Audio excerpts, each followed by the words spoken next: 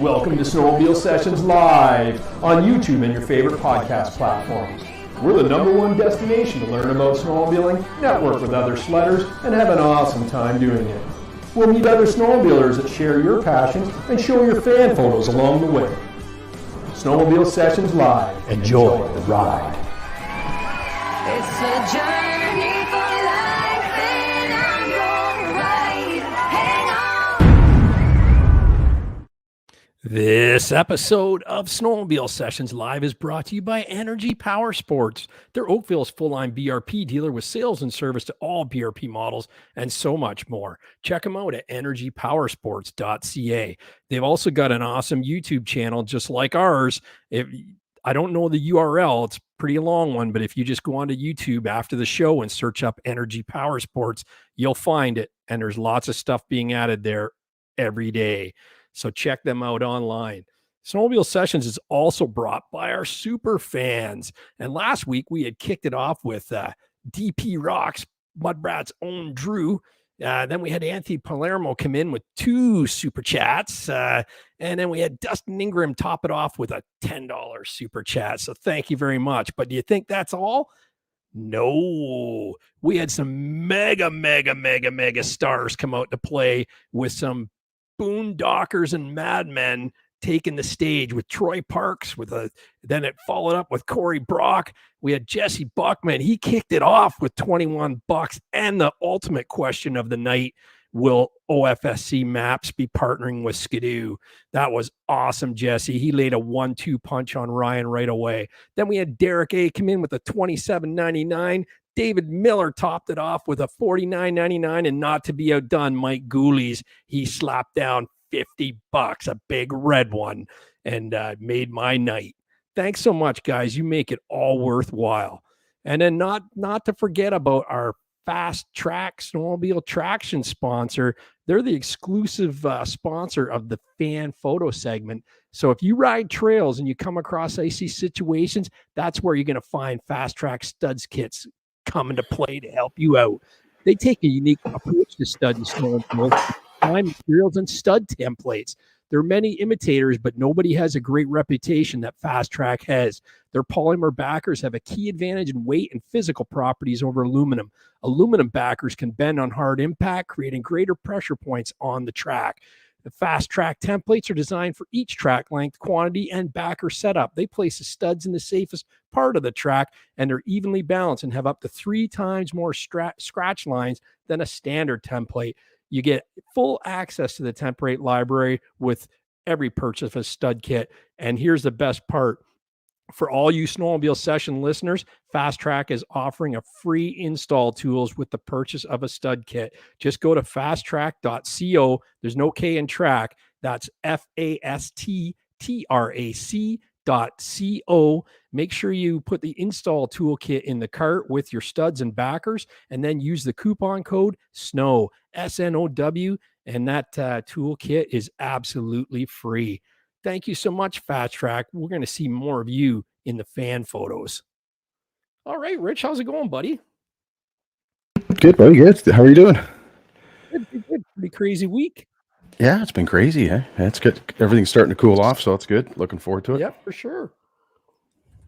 Well, let's bring in our guest to say hi, and then we're going to go and see who's in the chat room for us. Okay, yeah, sounds good. So we're going to bring in Jared Heshka. He's from Mbrp. How are you doing, Jared? Doing well, guys. How are you? Awesome. Excellent. Awesome. So we're just going to go through We're just going to go through and see who's in the house right now. I'm going to scroll up here. Brad Hitchcock was here early. The Michigan Outlaws were actually in the house early. And Corey Brock, of course, he came in on time. He says no cans on the trails, and he gives 2 tongues hanging out laughing. Troy Parks there. He says, happy Monday, fellas. We're all ready to talk about sweet sounds tonight. LOL. The J Fly Low. Hello, everyone. Dominator 286. Ron Castellute's back. I think he's hooked, Rich. He's hooked. Michigan Outlaws gives a big clap. We got Jesse Buckman, of course, he's in the house. And don't forget, guys, he just launched his online merch store. So go over to sledaddicts.com and you can check out his line of clothing there. We got Northwoods Productions. Who else is here? Let's keep going. Neil Owen, he's back from his vacation, so make sure you give him a slap where he burnt in the sun there last week. Jay Sirocco, 22, he's back. Wisco Sledheads, that goes on and on. Skidoo 600R, recognize that one. Jimmy Biter, Andy 78 Kerr, he's back in the house. He's my summer guy. And Energy Power Sports says they're watching, Gary. Matt R, J Fly Low, you got it. So hey, there we go. So everybody's in. Isn't that a motley crew, Jared? So tell us a bit about you, Jared, and MBRP. Just give us a little rundown. We're going to talk more about the product after we do some fan photos, but let's hear your soapbox story here. For sure. Well, I when you guys first reached out to be on a snowmobile podcast, I mean, I couldn't say yes quick enough. I've been basically snowmobiling myself as probably the equal time to when I could walk. First off having mini Z's and then up being a race fan and stuff like that. So every year kind of everybody thinks I'm crazy praying for snow, but here we are. Still kind of looking forward to it. But I've been involved. Oh, sorry, go ahead, Carrie. No, you go ahead. Okay. I was just saying I've been involved with MBRP for the past 6, going on my 7th year. Really kind of was brought in initially as the brand manager for powersports and kind of focusing in on, snowmobile, ATV, side-by-side market and expanding that offering there. But we've taken part in, things like the CSRA and product development with racers to, working with guys such as trail enthusiasts to really making sure that we have products for appropriate applications or scenarios and, doing that the best we can. And snowmobile is really where we started and still kind of carry that forward to where we are today. Right on. Do you get much flack from people? Like Corey made a joke about that, no cans on the trails, but do you get much flack being you're located in the Huntsville area and it's, in your heart of trail territory? Mm-hmm. Is it a tough road to be in? I know you service mountain and the off trail segment. What do you think about that? For sure. And I mean, I think, it's all one of those things about rider education. There is certain areas that, they're not allowed. And it's not something that I would encourage to use it in a certain area. I mean, we have great lake running and stuff like that too, or off trail riding opportunities in, even in our backyard. So, that's where would be an appropriate application for that. But, if we zoom out where MBRP plays a role, I mean, we're, across North America, whether you are, in that mountain territory or way out east, or even on other trail applications, you can use an aftermarket exhaust, and that's kind of where we want to put our emphasis on saying, hey, that's why we're so involved with the CSRA and stuff like that, because that is a sanctioned event. You can use cans, or performance exhaust in that scenario and not have any issues. But just trying to get rider education, kind of not just making sure that it's used in appropriate areas is trying to what we push forward. Yeah. Great. Yeah, for sure. Now Rich uses a MBRP trail can and it's pretty darn quiet. Do you think that there'll be a day that maybe the OFSC or the law will actually accept something like that? Are you lobbying for that? If that's something that we could definitely, push for, we definitely would. I mean, I think as you mentioned, trail can, I actually have a quiet can sitting with me here. And these are something, we've kind of come out with in the past few years for the new 850 applications, your Polaris, your Skidoo, something that, again, we want to be able to give riders performance upgrade, save the weight, have better throttle response. But again, just trying to be mindful of that sound at the end too, of having a good sound, but not being, ear piercing loud and still maintain a good decibel range. So to kind of maybe come back to your question, that would love if we could kind of get maybe some kind of law forgiveness on that. I know Michigan, they have DB laws at 4,000 RPM.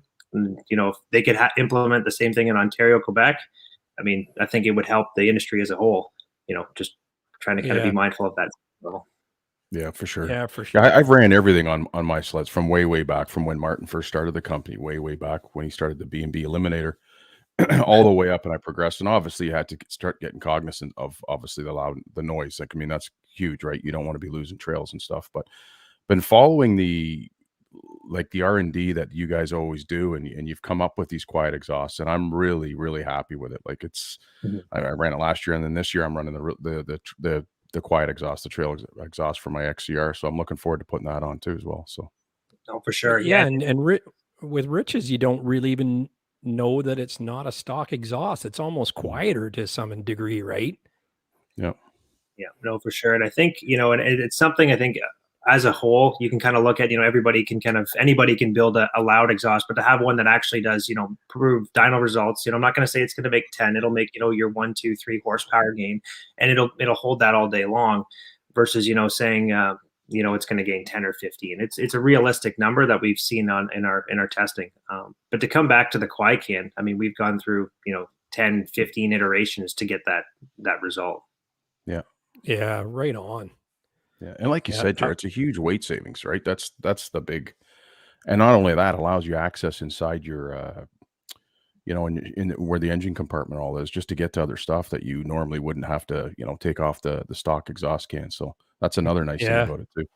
Well, what is the weight savings from stock? Like, so let's take a Skidoo, for example, an 850 Skidoo. So you'd have on the Skidoo 850, you'd have 3 different options: race, trail, and quiet. Starting off with the quiet can, you'll lose 6 pounds and gain an extra horsepower. The trail can, you'll gain 2 horsepower and save 7 pounds, and then all the way up to the race can where you'll save 9. Some of the bigger weight saving exhaust you'll see on, say, like the 800 E-Tech models, where we have a race can on that one, you'll save like 14 pounds. But again, all for the certain application or riding scenario. So I wouldn't want to be trying to save 14 pounds on the trails around here. So yeah, that's right. Yeah. The Andy's curse is, our 4-stroke sleds worse for sound than 2-stroke like bikes? As far as like the decibels carrying, I would think so. Yes. I mean, seeing now, it's again by application as well too. So if we take a Yamaha Sidewinder, we've started to integrate more of an oval design too. So it gives you a deeper tone, but it doesn't give you the droniness. You'll notice we switched applications from the first gen Skidoo 1200 to now up until, I believe it was 19, they finished that model year. We did an oval design too. So it has the deeper sound, but without the drone in it. Because to his question, it will carry further if it doesn't have the right design. Yeah. Nice. That's Michigan Outlaw says they've yet to be stopped and tested. LOL.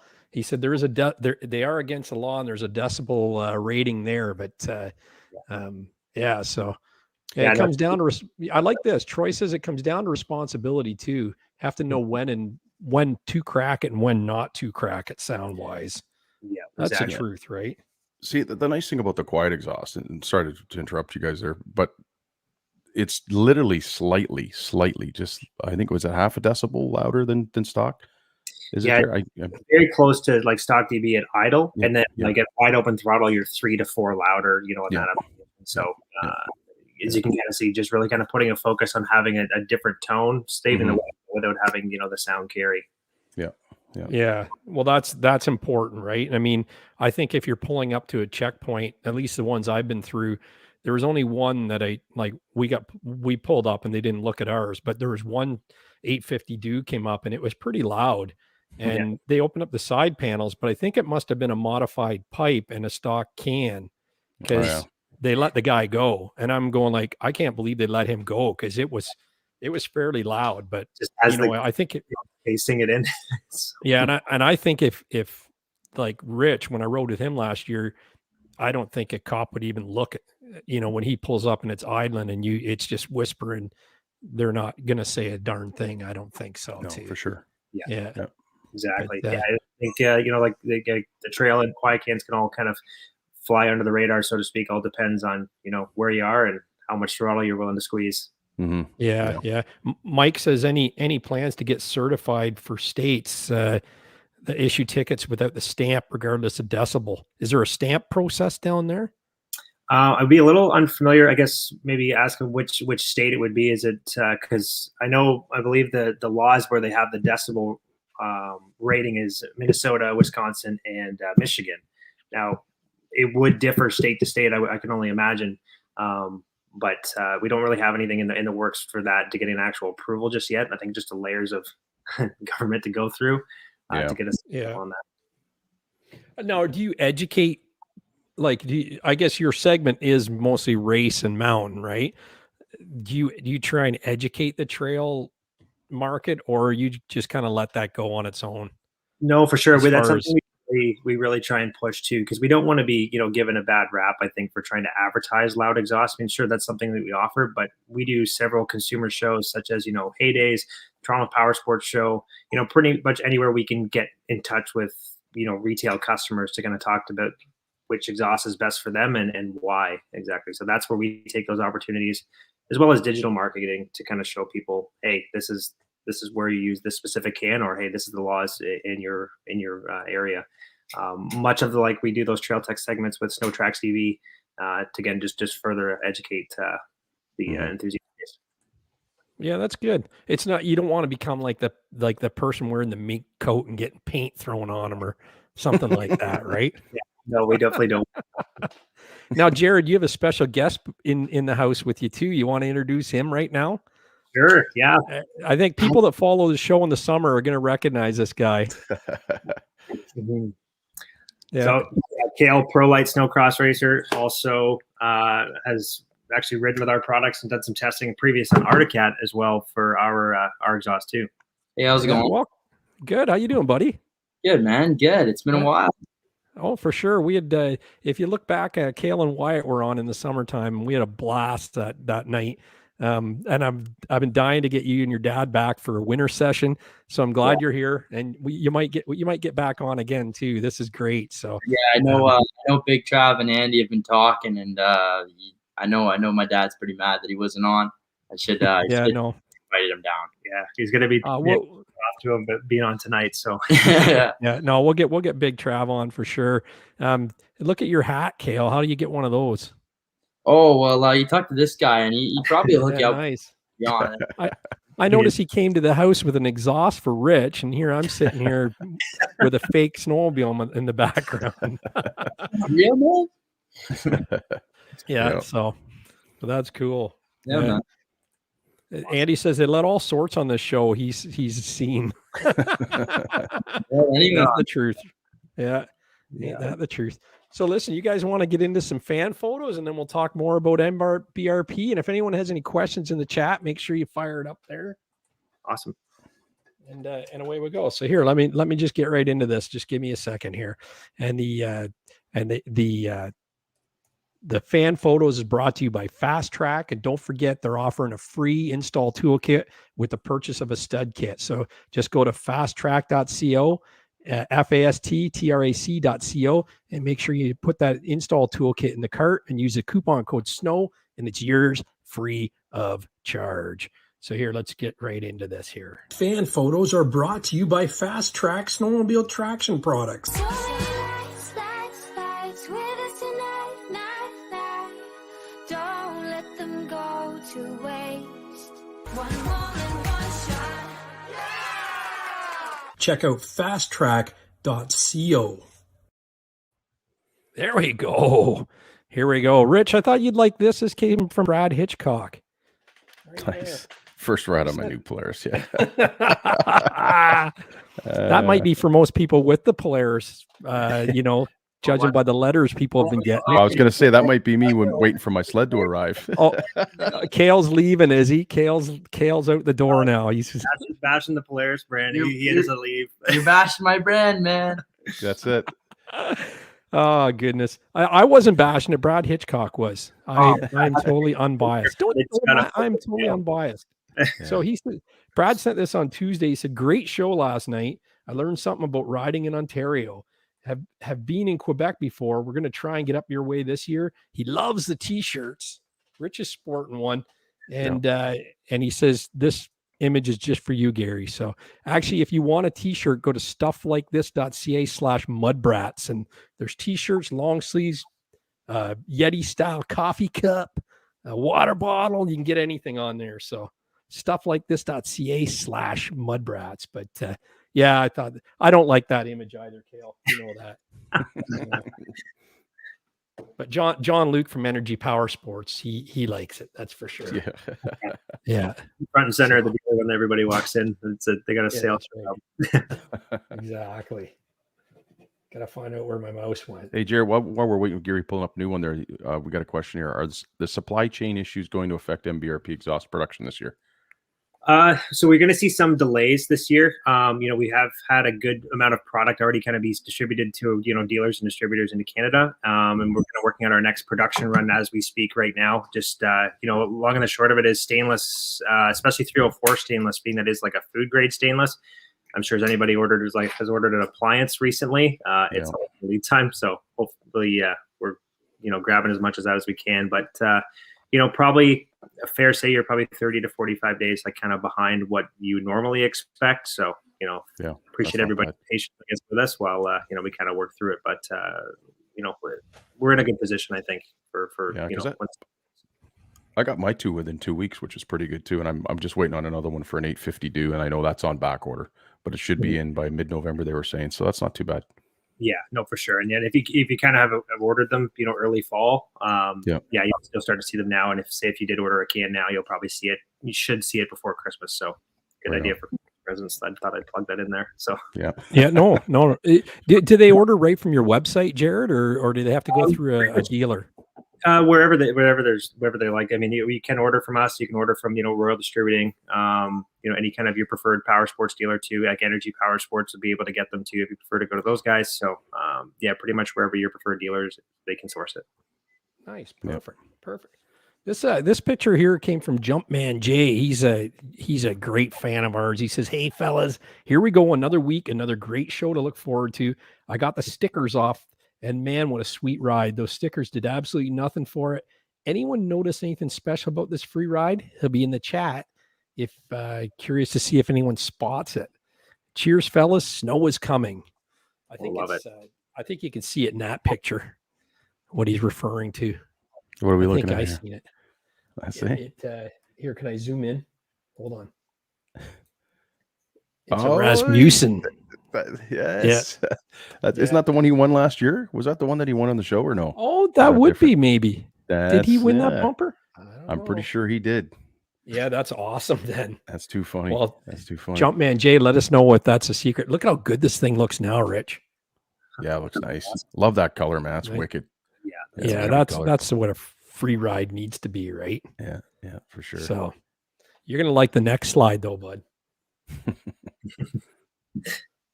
This is from Joey. He says he just picked up my new sled and he can't wait to get out on the trails and try it out. Cheers to a great ride and season ahead. Look at that beast. That is awesome. We just a little bit about this sled too. We actually early in the spring went out and did some riding with Snow Tracks, and the Matrix chassis. I was by far just blown away. How I guess the only term you can really use for this sled is, I guess you could say, flickable. Like it is the easiest sled to ride I've ever ridden. It's awesome. Polaris didn't pay me to say that either. So, oh wow, and I was super excited. So, Joe, you're gonna love it. Yeah, I can't wait. Corey Brock's thinking. Yeah, Corey Brock's thinking everybody's entitled to an opinion, even if it's wrong, is what Corey's thinking. Sure. What is that? Comes Was that from, an assault? Hey, there we are. Look at that. Here, let's go back and see. Is it an assault? I'm trying to see. It's got to be. It says on the hood. Well, usually Switchback. I don't know. It might be an assault. Yeah, it's assault. It's an assault. It's a 146. Yeah. Oh, yeah. It says on the tunnel there. Yeah, that's what I had last year. Yeah. Oh, look at this. Yeah. Look at this snowmobile. This is Rich Outdoors. He says this is where your grooming dollars go to work. They're grooming this trail. Yeah, it was weird. Awesome? We came across that. I was on my Yamaha T7 and came around the corner and we ran into these guys, which is awesome, right? They were getting ready to prep the trails, right? So, yeah. Is that gauge off your sled? No, that's my iPhone, and I was running the Polaris Ride Command. Oh, the Ride Command, right on. Okay, yeah, God, that's a big phone. Yeah, it's either a small console or a big phone. There you go. Yeah. I've got the quad lock hooked onto the bar behind it. It's pretty cool. It's a really good setup. I like it. Works good. And that's the thing. That's the way I run it on the sled, and it's an awesome setup, man. Yeah. That Ride Command works awesome. Yeah, it's pretty cool. You can kind of like into each, if you have other sleds that you have kind of have the Ride Command. I found that was not only a good safety thing, but it's just super cool to see that. Yeah, on the 7S display, it works pretty cool. I'm looking forward to that. Yeah. Well, and that's the thing. Last year, Rich just goes, here, invites me, and I click join group, and him and I were on the screen. You could see our dots, so it's amazing. I don't know enough people that run the gauges yet to really do it, but hopefully hopefully OFSC gets in with Dew, and then it'll be a game changer, right? Because they have that feature. They've stole that feature on the BRP Go, so we'll see what happens. Yeah, it sounds good.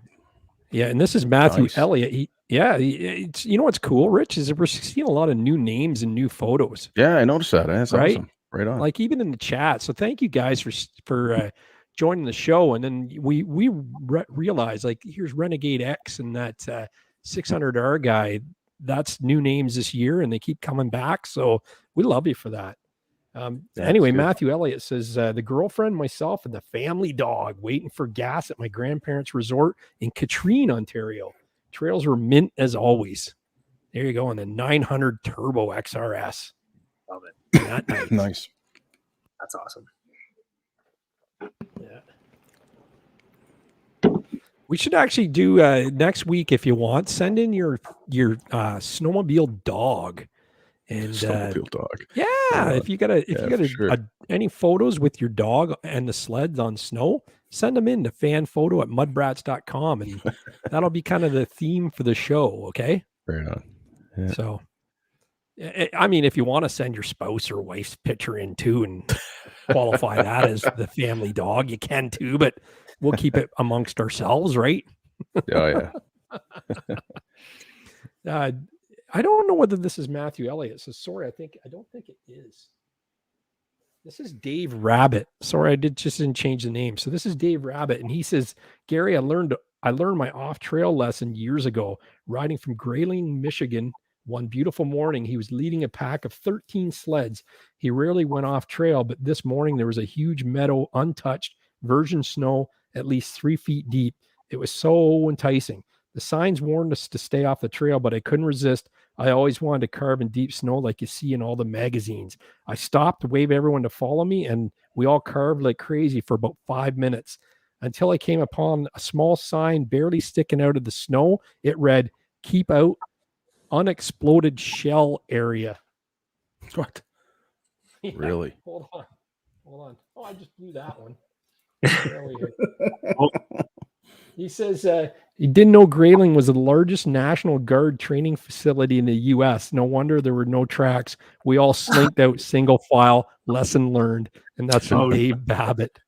You imagine? Yeah, that's pretty cool. So this might be from that day. I'm not sure, but yeah, it's that was pretty cool. Love stories like that.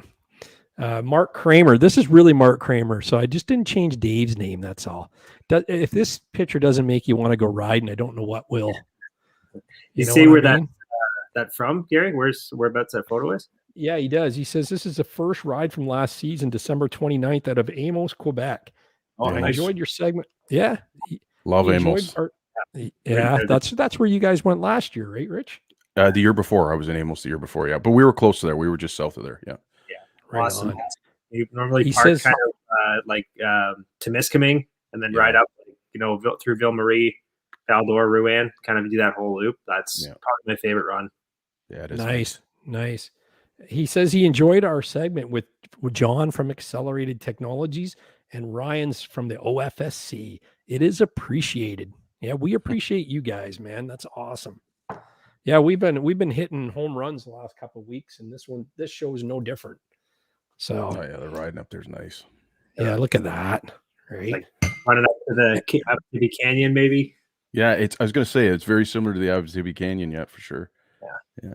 That's awesome. That's perfect snow because it's flat and it's chewed up a bit too. Jesse will be in Amos this year. Yeah. There we go. Ron Castellude, he says, "Hey Gary, taken on the D123 behind the cottages at Pickerel Lake, February 2020. I enjoyed your segment with John at Accelerated and Ryan's from the OFSC." Oh, this is different. This isn't Ron. That's not what Ron told me. Hold on, I got to figure out. It's hard to do this job, I can't even remember what Ron said. Ron this probably is taken at the one on D123. This is probably Ron's at the start, and I messed up the other one. So I don't know. You know how it goes. Oh well. Yeah. So that's all the fan photos. So make sure you get your photos in before noon on Monday. Fanphoto@mudbrats.com, and send us in pictures with your sled dog, and we'll see if we can. You can send any pictures you want, but if we can get a group of sled dog photos, we'll show those together, and away we go. Wisco Sledhead says Pickerel Lake near Townsend or Pickerel Lake in Pickerel. I'm not sure. I think it was Pickerel Lake, Ontario. Yeah. So I put this one up to introduce MBRP. I seen this on Facebook the other day. So you're telling us your sled was this loud from factory? The two cops from Super Bad standing there. Yeah. Smile and nod. Smile and nod. That's it. Right. Yeah. I don't know. I just bought it this way. Yeah. You can try that. Ooh, There's nice. a good looking Skidoo right there. Is this your sled, Jared? It's actually one of So I talked earlier about the 1200 and how we kind of switched to the oval design. So this was the chassis that we did that on. So I forget where we got that sled from. One of our customers, but yeah, they're nice looking. Yeah, for sure.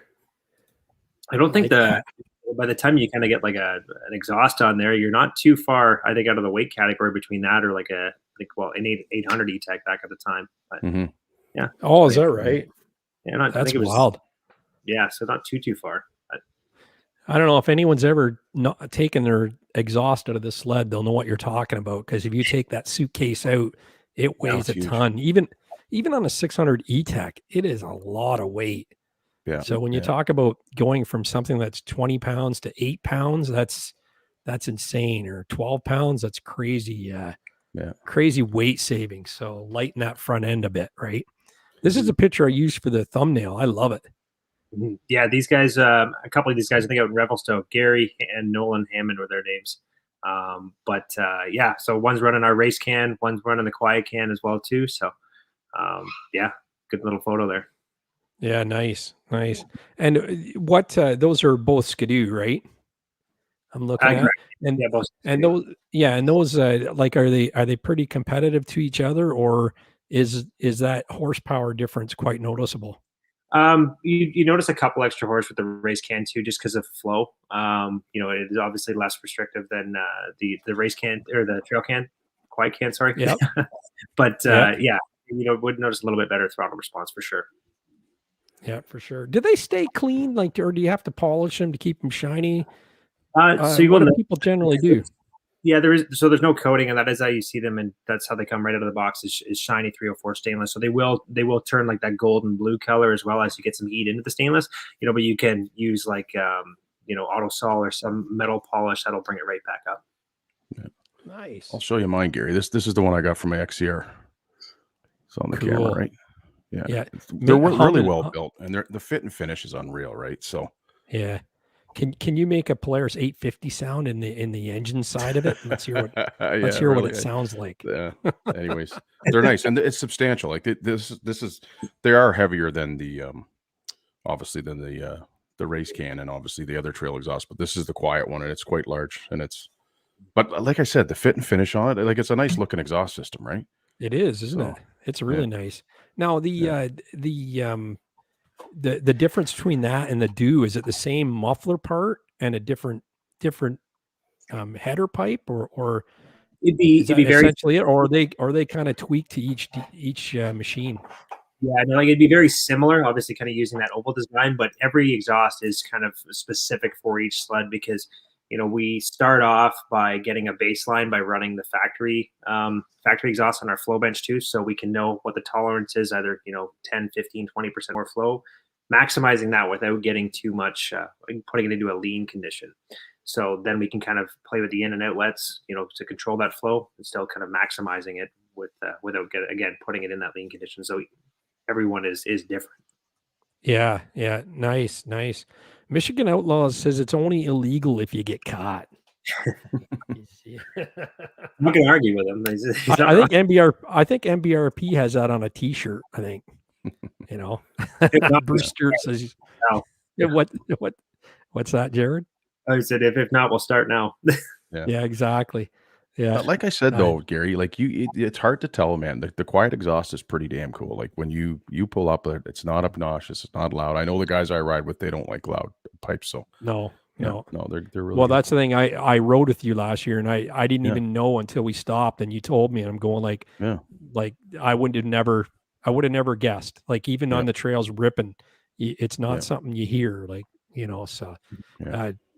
My buddy Dino had on his 800 E-Tech, he had another competitor brand pipe and can on it, and it was somewhat quiet, but when you got into it, it really snapped, and you knew it was a can on it. I mean, it wasn't very far off the idle that it started to get a little rambunctious, and you get nailed with that one for sure. Yeah. Time and place for sure. Yeah. See, I like the look of this, how nice and compact it is, and like Rich said, it's easy to get around and work on the machine, right? Mm-hmm. For sure. Yeah. And you'll notice, and one thing actually just to point out too, for guys that are riding your Skidoo 850s, we're actually the only brand that utilizes the same bend as the stock inlet pipe, so you can reuse your heat shield.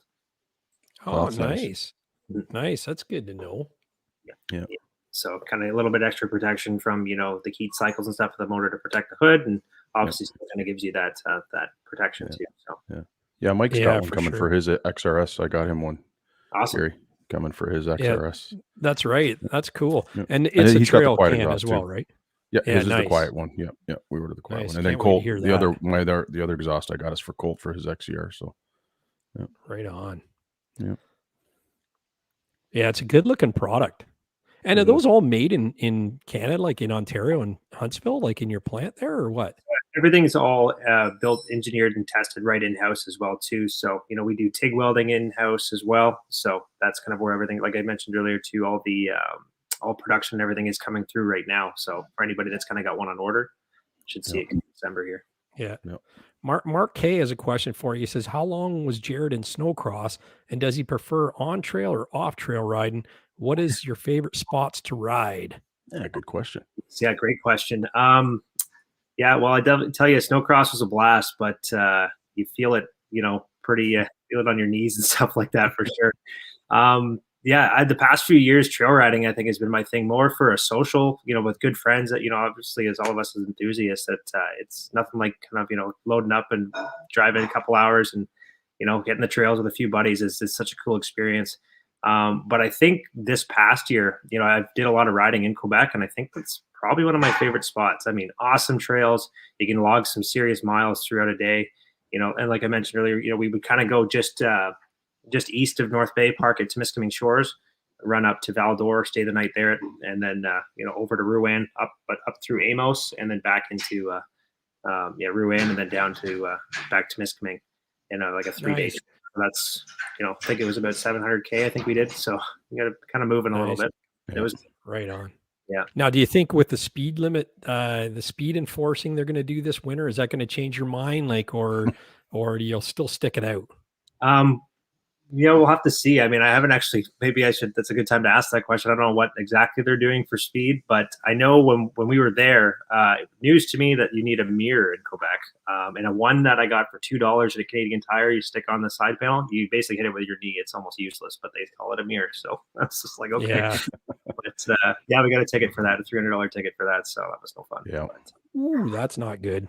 And it's got to be on. And it's got to be on your sled. I think Rich said the hand mirrors don't count, do they? Yeah, they don't count. But you can get one that's like half the size and go like down. It doesn't make a lot of sense to me, but I'm surprised I'm surprised the Quebec cops aren't selling them for $50 a mirror. You want the ticket, or you want to buy one of these cheap ass mirrors to stick on your sled? Yeah, there you go. But one of the guys I rode with in Quebec, he bought a little stick on one, and it was just enough that he didn't get a fine. So, but yeah. I love when it gets this color, and then anything beyond this, I'd think I'd be cracking out the polisher. Yeah. It polishes up nice too. They polish up good. Yeah. What do you use on yours, Rich? Like you use Mothers, or what do you use on yours? Yeah, it's just something I got it out in the garage. It's something like along those things. It's a stainless steel polish, and it comes right out. It works pretty cool. could use like a mother's ball with like an auto saw, I think is what I've used in the past. No, that works out really well too. Yeah, it comes back. Same thing on your motorcycle. Same thing. It'll come right out. Yeah. There's this one here you can't really see, but there's snow or something like you coming can off. see the That's sleds cool, idling, and it's a really neat picture. There we go.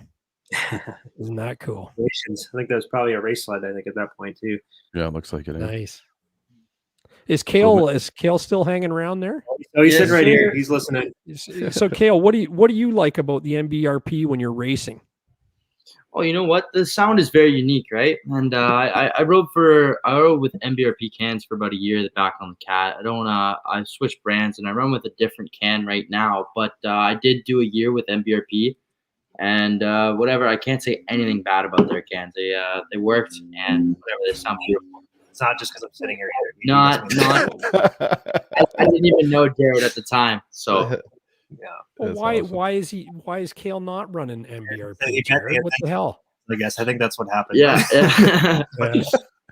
We don't actually have one for the Polaris race sled yet, so still kind of working on maybe developing it this year. Just all kind of comes down to R&D time right now. But more so just offering when we switch brands, we don't have a fitment. So well, I'd like to see nothing more than Kale on a Ski-Doo. Oh, don't even bring it up, man. Yeah. There you go. We have you got your Polaris sled yet, Kale? Has your race sled come in? I've actually this week I got both my 2022 600Rs. Yeah. Nice. Yeah, they're pretty sick looking, eh? Yeah, super early, and they're wicked, man. I can't wait to get on there. They have a whole device this year, so I'm super pumped. Right on. Yes, I wonder if we'll see that make it onto the trail sleds, Rich, like Skidoo did. That's pretty. It's pretty cool. The new mock, but tried one with Snow Track. I'm just I forget how many pounds of boost they build, but I mean it's almost you hate to see somebody kind of using that out front of the bar or whatever and not hold the brake on long enough and it take off because it'll build like a pretty good amount of boost. And if you hand off the brake too early, it'll move. So be careful. Really crazy. So is there an optimal sweet spot for it? Like you have to hold it to a certain time. Like how do you know when to release the brake? Is there a light on the dash that says launch or what? Pretty much you just give it full brake, put it in launch mode, and then just kind of hold the throttle wide open, and you'll hear it kind of do that, like the almost like a two-step in a car, and then just take the brake. Yeah, exactly. Yeah, that's nice. Pretty wild. Nice. Yeah. So Michigan Outlaws up here. So what is the fabrication process when building these cans? Is it automated as far as welding goes, or do you have welders welding these things together all day? The muffler bodies would be more automated, and then the welders would basically use again. And the inlet and outlet pipes is where we would kind of have man labor, I guess, come in and do that part for the TIG welding. Right on. Yeah. Yeah, that's good. I love that. It's how it is there. It is a very hands-on process with you guys, right? Mm-hmm.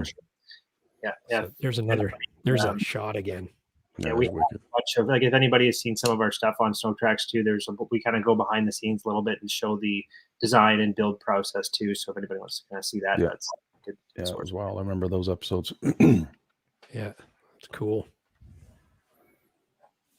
So where's that shot? I believe that's out in Revelstoke as well too. Is it? Look at that. Look at that view. Isn't that's that wild? It can snow any day now. Yeah. If you're looking for someone to drive those sleds to get some photos, let me know. Good photo shots. Hey, that's awesome. Yeah. That's too funny. Yeah. Right on. And then we're getting into some racing here. Which one's Kale in that picture? That looks like the guy up front.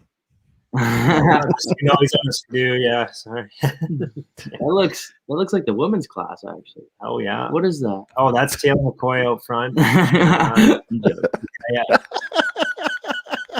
Yeah.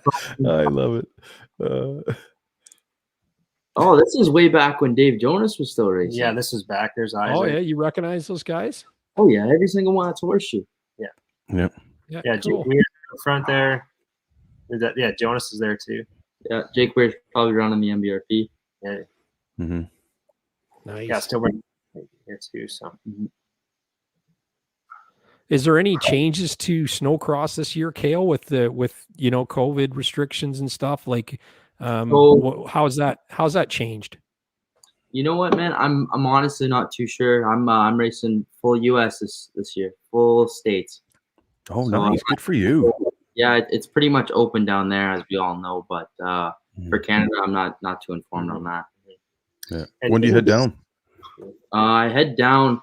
So I'm going to Quebec to ride here, like as soon as snow flies. But I head down to the States December 3rd, and then I'm there till April. Nice, right on. Yeah, you get busy real fast, right? Oh, man, it's just it's summer, everything's slow, and then snow hits, and then you're like, everything just starts going. And you were just riding the bike like 2 weeks ago, weren't you? Racing 2 weeks ago, wasn't it? Yeah, I was at Motorpark Cup. I think it was 2 or 3 weeks ago. And how'd you do on the bike this year? Still really good. So, Wyatt, or what? So I'm not as fast as Wyatt. Obviously, he's a little bit superior, but I'm doing okay. I only hit local races. I'm usually out there with the camera, but Motorpark Cup, I got top 3 in junior, which isn't too bad for me, considering that. Yeah. Well, I have an advantage there, right? It's my home track. That's usually where I ride, so I'm pretty quick. But anywhere else, I'm usually top 10 in junior. That's awesome. That's awesome, man. Job. That's good. Yeah. Thank you. Well, it's a transferable skill, right? So it's look at the way Isaac's turning that sled right now. That's all for moto. Yeah, right, for sure. Yeah, that is just wicked, man. Do you find that now, like riding snowmobiles, like the motocross, make it seems easier? Does it, or is it still? So I learned this from Ian Hayden. He told me like everything you learn on a bike will transfer over to a sled. And ever since I started really getting serious into bikes, which was around 2018, my sled game has improved so much. Just the movement, the air movement, the corners, like especially cornering. People don't understand that a lot of the skills from a bike transfers over to sleds as well. Mm-hmm. Yeah, maybe that's why I'm so awesome. Gary cleaning up in the race. Awesome. Yeah, Cale, I did a vintage race and I got 3rd. I got bronze. No way, man. Not bad for a 52-year-old hack on an old 89 DT 200R, eh? Jesus. Yeah. Jesus. I'm telling you, Andy outfitted me with the armor and I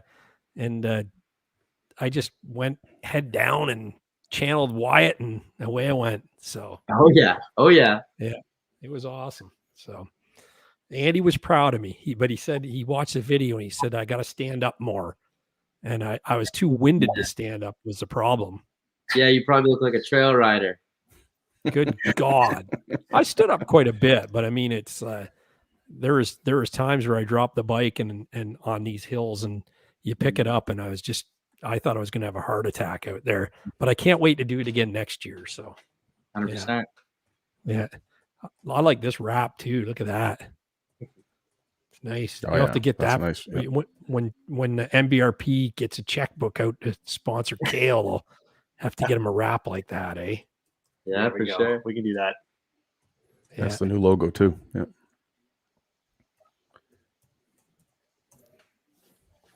Who is this rider here, Jared? Is this you? No, no, that looks a little bit too fast to be me. I think that's Isaac. Yeah. Nice. Yeah. And he's got the hover sled there, the levitating sled. Yeah, I think if we did the angle, that's probably the hills at Horseshoe Ski Resort. I think that was taken a little flat, but it's but you can see the trees in the background there. That's pretty wild. Yeah, as you start going down basically the double they normally do on the one side. Like if you commit to the first one, you have to do the next two because you won't be able to slow down. So, yeah, I live that. Yeah. If you think that's bad though, I was actually snowboarding there that day. What? Yeah, you want to make sure you look at the closed trail signs when you're snowboarding there. And the Supercross is on. So you know Shelby? Shelby's our girl, man. She was on as well. Yeah, she's a rock star. She's awesome. Yeah, she used to do a lot of photos for us way back, racing and stuff like that too. But loves the industry. Awesome person. So pretty good photos too. So yeah. Yeah, she's been on the show, so she's getting lots of time with her horses and goats now. So it's all good. Yeah.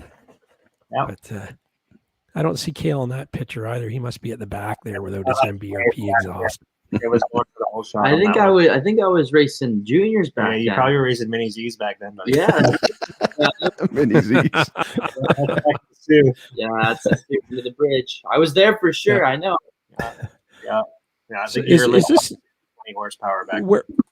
where is this? What bridge is that? It's in the Sioux. We did the race up in the Sioux Ste. Marie. Yeah. Oh, nice. Look at that. There's those levitating sleds again. They're all many feet off the snow. That's how light the performance exhaust is. Your sleds just float. Absolutely. You know, we talk about fast track studs. You don't need any studs when you have the levitating sled. When your sled's light enough, Yeah, you're okay. right over there. Yeah. And this says Bucher on the bottom of it, or Bokert or whatever. They're all watching Cale fly around the track. They're going, holy crap, that kid's fast. This is a few. I think that was Taylor. No, was it Taylor? I thought it was me. My buddies, Chuck McNair. I think that was Mitch McNair there too.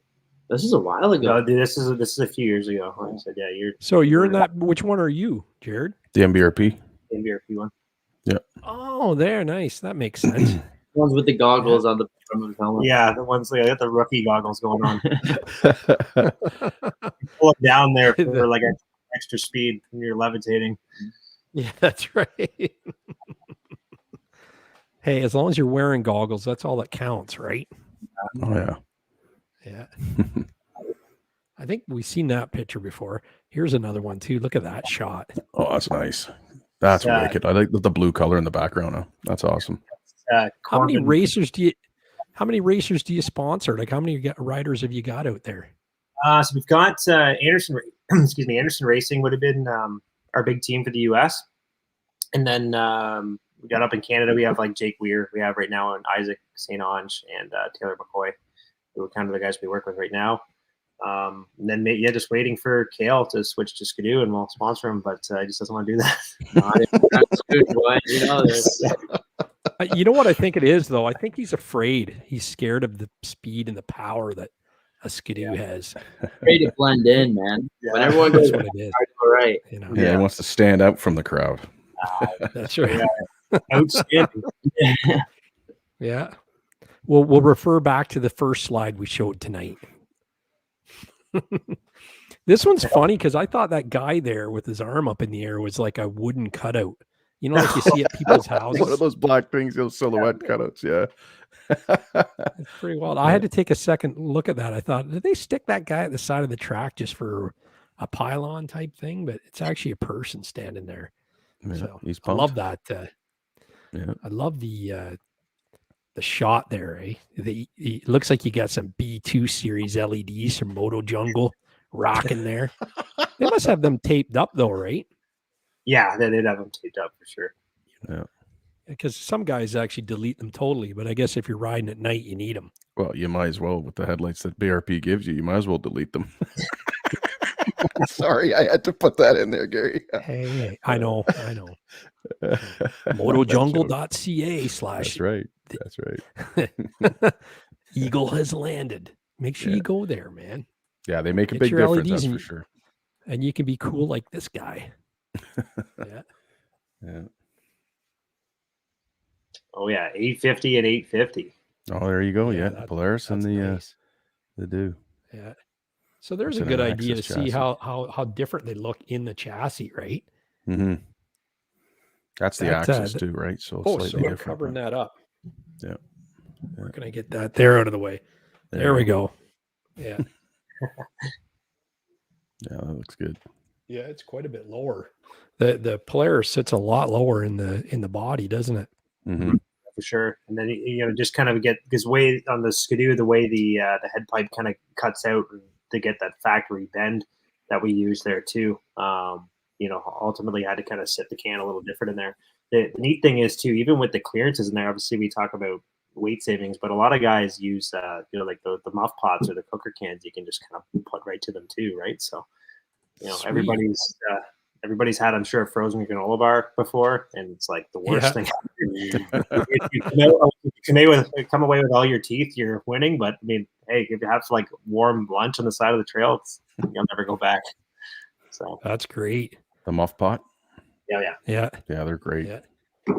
Kale cooks a birthday cake in his when he's racing. Yes, sir. The winning cake.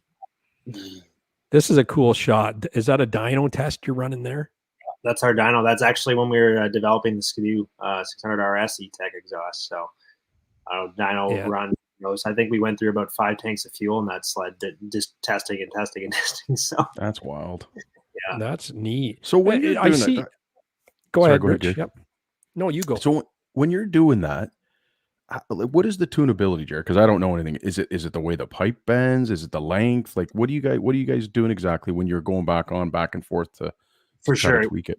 It can be several of those things, and that's kind of where we kind of have to start big and then kind of funnel down. So if we see certain areas, like say in the mid range, you just kind of start with your baseline and then kind of make changes from there.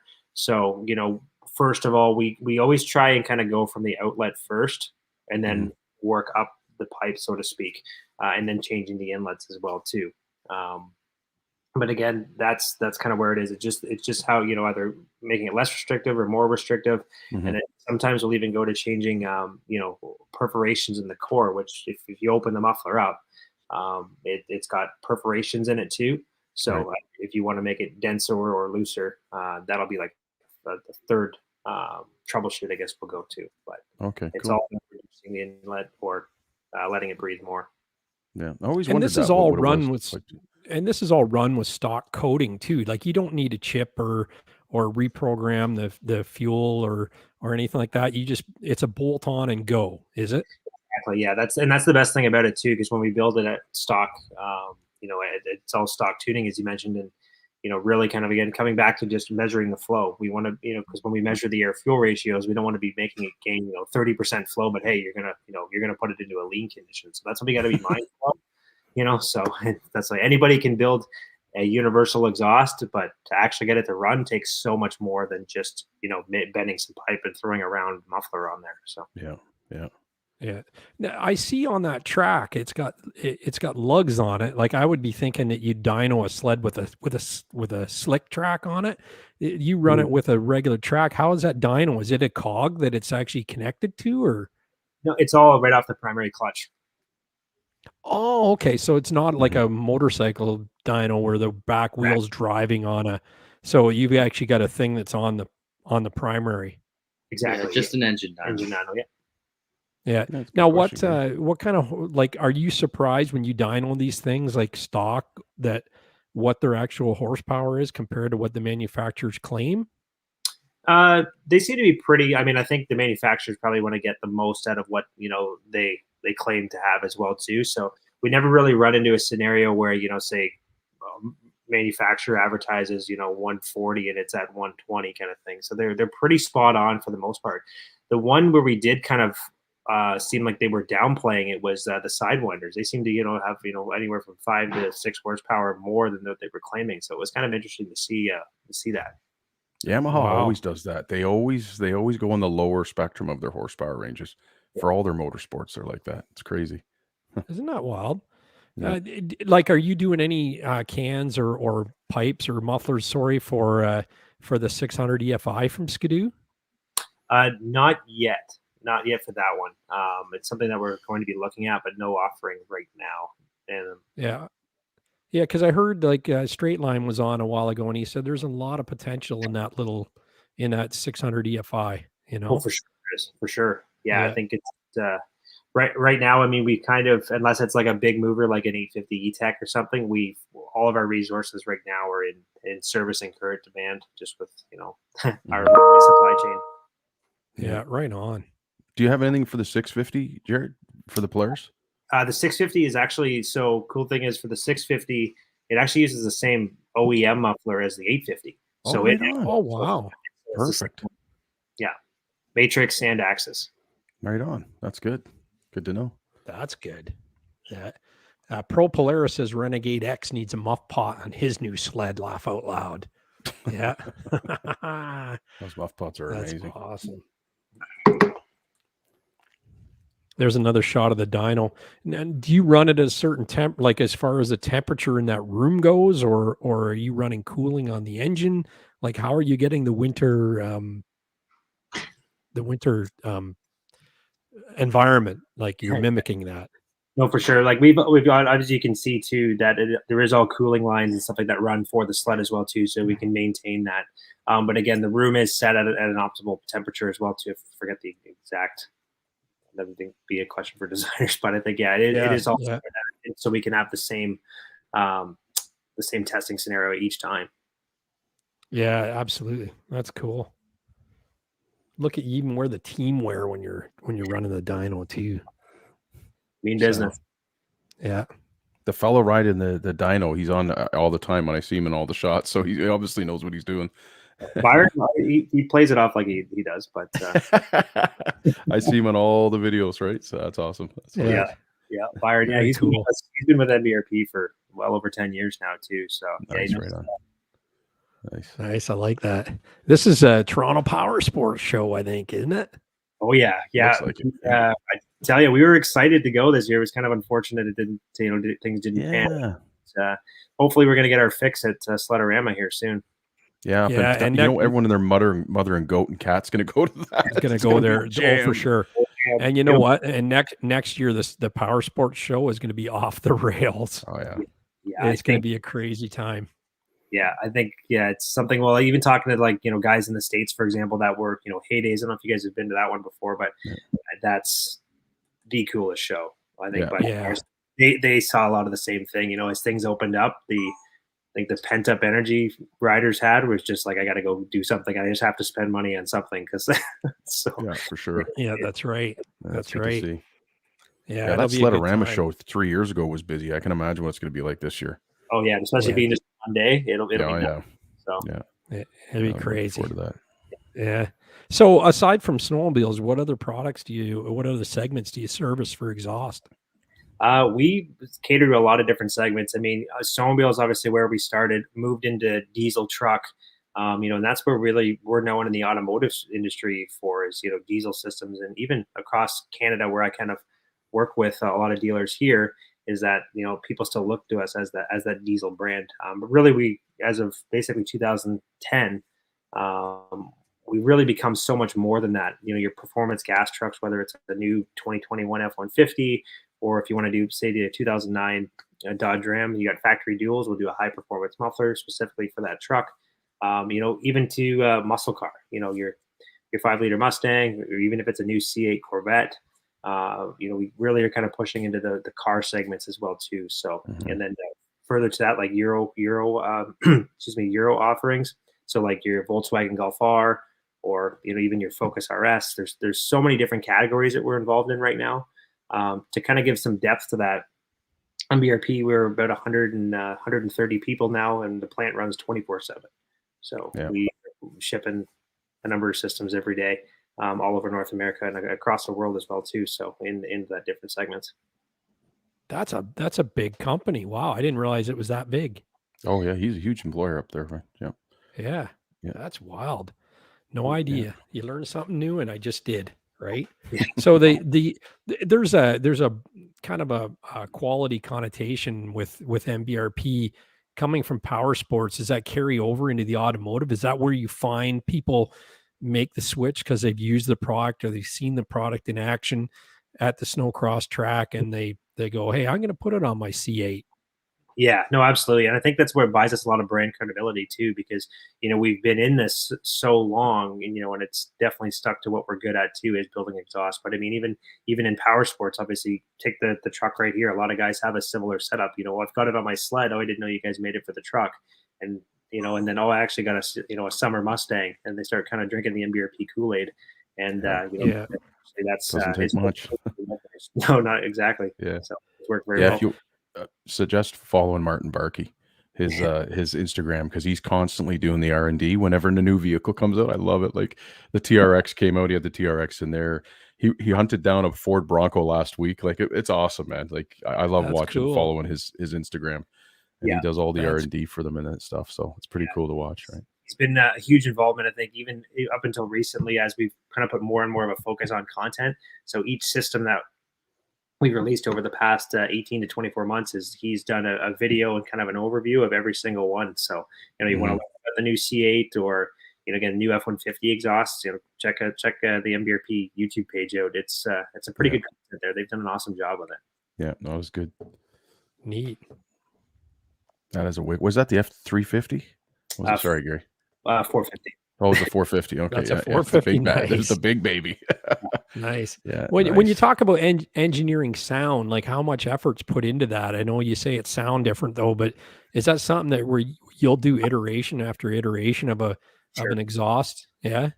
Absolutely. I mean, we've got a team of 7 designers now, and that's, so we have guys that focus on power sports and muscle car, gas truck, and the kind of, their expertise in that category. But what we'll do, to change sound, to eliminate drone, our focus is to have a nice deep sound. It's an aftermarket exhaust. You can cruise down the highway with no drone, talk on your Bluetooth. But when you kind of lean into it, you can definitely tell that not only is it an aftermarket exhaust, but it's definitely an MBRP. A couple things that we kind of do to really kind of get that sound. I'll take our Golf R exhaust, for example. We use something called a Helmholtz. So what that does is essentially it looks like a J-bend or basically an empty canister that's a dead end in the middle of the system. That just kind of helps get rid of the drone. So building that system, we would go through muffler iterations, try different sizes of that to really just critique the sound too. So, like I said, we'll do anywhere from, 3, 10, 15 iterations to make sure that it's right. So we do put a lot of time and effort into that. Yeah. David's asking a question here. Picking up my 21 Raptor on 37's got an exhaust for it. I know, if I'm not mistaken, Martin just picked up a new Raptor, didn't he? Is he doing the tests on it? He did actually too. Yeah. So we'll see what the guys have kind of got cooking for that. I know at least we're talking about maybe doing an axle back with some carbon tips on it, I think, for starters. So nice. We're hoping to kind of get that underway with the design team here right away. So that's awesome. Where can someone like David Barker contact you if he wants to move forward with an exhaust? Sure. Where's David located? Whereabouts are you? He didn't say. Yep. Yeah, we'll David, if you want to comment where you're located, he'll help you. Yep. So that's cool. Brad Hitchcock says he met you in 2000 at a show in Syracuse. Maybe Martin he met. Okay. New York. Yeah. It's in 2010. He said 2000. Oh, 2000. Yeah. Yeah. Exactly. Kale wasn't even born yet then. And Greg from sometime has now decided he was going to show up, Rich. Yeah, I just saw that. Greg just peeled on in there. Yeah. Oh, he's in Port Carling, so he's not too far away from you. Oh, apparently it's right around the corner. The garage, they're located there too, right? So yeah, you can see the garage. You can go if you wanted to order it online, like Action Car and Truck, or there's several options for sure. T-Dot Performance, those guys too. But even if he wants to reach out to me directly, I can help him get looked after. Yeah. Is this a trail can here? Be the quiet can on that guy. So that's the quiet can on that one. Yeah, nice. So that's what Mike's will look like for his sled. Yeah. Right. So they're very similar to the one I've got here, right? Very similar muffler body on it. So that's pretty cool. Yeah, for sure. I think that was because they got MIG welds on that one. So I think that was probably our prototype one. Yeah. Another great action shot. Oh, yeah. Oh, nice logo for the decal there on the bottom, right? That's awesome. Yeah. That's wicked. Idea of actually, I think Ian Hayden. They were doing that with the Rockstar logo. Too. For this. People don't know, but stickers on the bottom of the sled is the best place to put a sticker. I remember when I had that Rockstar sponsorship back in the day. Yeah, they made us put it on the bottom because most of the photos when you're jumping, people are under. Yeah. I mean, here it proves it right with MBRP logo on the bottom of the studio. For sure. Yeah. So that's where you're going to stick the Snowmobile Sessions logo is on the bottom of yours, Cal? That's it. Yeah. The sponsor, right? Yeah, I love this podcast. Yeah. Absolutely. I know that's true because if you put that sticker on the bottom of my son's trail sled, you'd see that logo more, wouldn't you, Rich? On Drew's corner, yeah. That's right. So you put it there and everybody's going to see it. Yeah, for sure. Whose machine is this? This is the same one that we seen earlier, right? Yeah, but that was Martin's sled. Yeah, and basically I think it lived on the sled deck there. So Nice. I want to ride. Yeah. out show this weekend. Sorry. Yeah, exactly. Yeah. Yeah, You want that to make sure sucks, you have an man. extra one there. That's cool. Love that. Nice. This Yeah, is some good this photos. is a mountain sled. Is this a sponsored sled here? Yeah. So if anybody's ever heard of Matt Desech, or better known as Freerider Films, or Yes. Spoke Freerider, yeah, that's his sled. So yeah, he posts some awesome content. I think he spends, Yeah. I don't know, 2.5-3 months out west during the winter. So, and it's pretty cool stuff. I think he does some riding, and I think he just makes me jealous every time he posts something. But hey, Yeah, he's a great guy, right? If Yeah. I had to do it all over again, I know what industry I'd go into. That's for sure. Yeah. for sure. So- I should mention, we should get him on the show for sure to talk about it out there. Yeah. Yeah, well, he wants to come on, but there's an issue with his internet. He's only got 1 megabyte down and 1 megabyte up. So Sounds about he's right. been Live in the bush.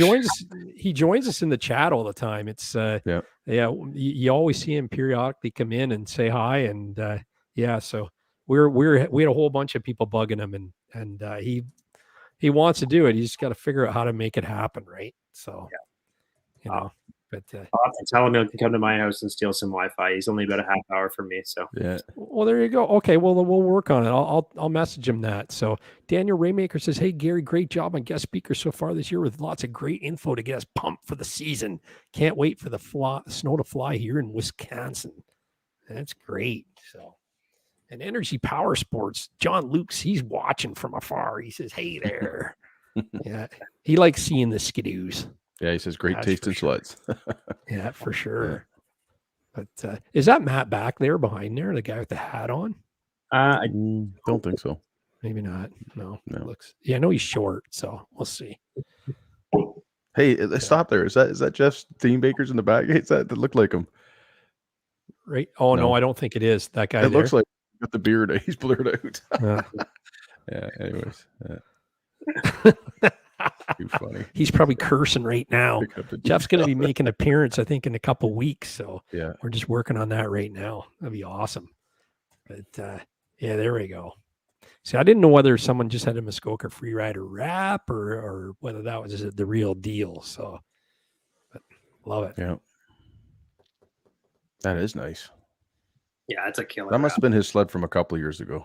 It must have Yeah, been. back Yeah. when we were at the snow shows. Yeah, Good yeah, time. yeah, for sure. Yeah. Still Yeah, wicked true. wrap, That's though. Yeah. it's before 2020. That's for sure. Yeah, Yeah. I think it was 2018. Yeah. Yeah. I want to say. Yeah. Seeing the display we did there. Well, the And he's Moxies are running the moving. turbo now. So yeah. Yeah, There we go. Oh yeah, John Luke says the Mach Z's are moving. That's great. Moving both ways. Out of the dealerships and on the snow. Another one showing that can. And all that, and you had such ugly license numbers on that sled. I'm sorry, I just have to comment. You know? yeah. You've got- Not our You've got finest. like hundreds of dollars into exhaust and spent last all minute. that time polishing it, and then you have these. You went to Canadian Tire and put some mailbox letters on it. Well, Come on. But I think it would. Yeah, it's like a 1 out of 10 for sure. It's not that good. Yeah. Like, Well, where are you going to put what them? font would you like? I'd like Arial, Yeah, 3-inch tall. yeah. I guess that's the thing. The cops would, if you got the loud can, the cops would go, well, at least his license numbers are readable from 300 feet away. yeah, when he goes by 60 miles an hour, you can still see it. Yeah, Yeah, or- for sure. That's the thing. Oh, he's got a can and I can't find his license numbers. Yeah. In there. Nice truck, though. Look at that. Yeah. I think he's just trying to get the no tax rural distributing there plug on that one. Yeah. So, and I think we're back to the beginning here. Back to being nice. Right on. I don't know Good if there's photos. any. Yeah, that was great. So, Nice. but so what's next for MBRP?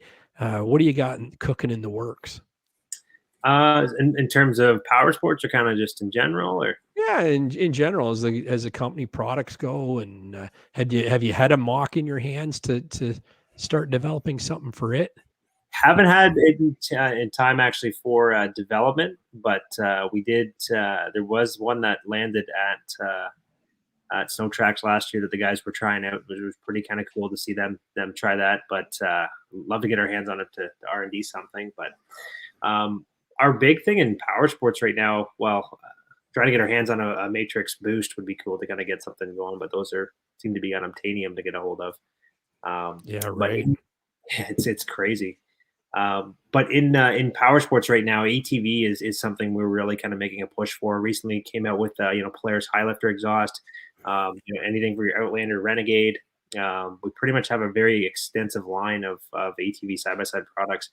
And then even going into that further is active exhaust too. So the X3 actually has an active exhaust option for it now too. So you can cycle between, normal and sport mode, give you some options there. So that's, once we kind of get our line filled out, we're going back through to make active options too. Nice. Oh, sweet. Yeah. The biggest. Oh, go ahead. No, you. So the biggest thing for our, in our ATV lineup too, much of the sled line carries is really nothing needs a tuner. So, we've done all that homework so you can bolt on your exhaust and know that it's going to sound good and perform without having, engine lights and stuff like that too. So it is key. I know a lot of guys in the ATV world ask that too. So just wanted to point that out. Yeah, that's cool. That's good. Yeah. Nothing better than just bolting it on and go, right? I know. And that's the thing that I think that's probably the most questions I get asked is do you need to reprogram the sled or anything like that for doing a performance exhaust? So it's nice to see that back in the old days you did the jet the carb and everything. Yeah. But now with the computers, their sleds are so smart, they'll they know what's on it and what the airflow is and back pressure and all that and adjust to it accordingly. Sure. And then, all you need is a 6-pack of beer and a set of Harbor Freight tools to bolt it on. That's it. That's and a good woody spring tool. Yeah, exactly. Yeah. Don't use the speedways or like a coat hanger or something. Because those, you bust your knuckles up. So you do that once. Oh yeah, for sure. Steve Rayside here is asking, any testing with the Jaws pipes and MBRP cans? I don't know. It would be a weird kind of combo, no? But you mean the head pipes and stuff like that as well? Yeah. We haven't really taken competitor head pipes and tested. No, I mean it's something that we've looked at in the past and maybe do our own, but nothing really to offer this time. Yeah. Makes sense. Normally, you need to kind of once you start doing, head pipes as you get to change that, you'll need to get into clutching and tuning and stuff like that too. Yeah, it's a whole. It's not as process. Yeah, it's not as kind of you kind of have to have a quite a bit of mechanical sense doing that. Where where you buy an MBRP, it's pretty much easy for anybody to throw on and make that change. Yeah, for sure. Yeah. No. Some people say that cans actually lose horsepower. Most cans is what they say lose horsepower. What's the truth or the myth behind that? For sure. And I'd say it's half right, depending on the brand that you're speaking of too, because I think the long and short of it is where MBRP is today. I think just proves the fact that when we say it gains 1, 2, or 3 horsepower, like those are honest numbers. I'm not going to say it's it's going to gain that 10 or 15. So if we didn't know what we were doing, I think I don't think we would be where we are today. So I can honestly say that with our dyno testing and numbers that we do actually see a true gain. When it's 1 horsepower, it is a true 1 horsepower. I'm not going to say otherwise. Yeah. And someone actually asked earlier if you have a no drone warranty for truck exhaust. Is that something you offer? Or is it just based on proven with your testing and everything? It would have to vary by system too. I mean, some are going to have a deeper sound or per application we talked about earlier. Like we talked about 850 Polaris to an 850 Skidoo.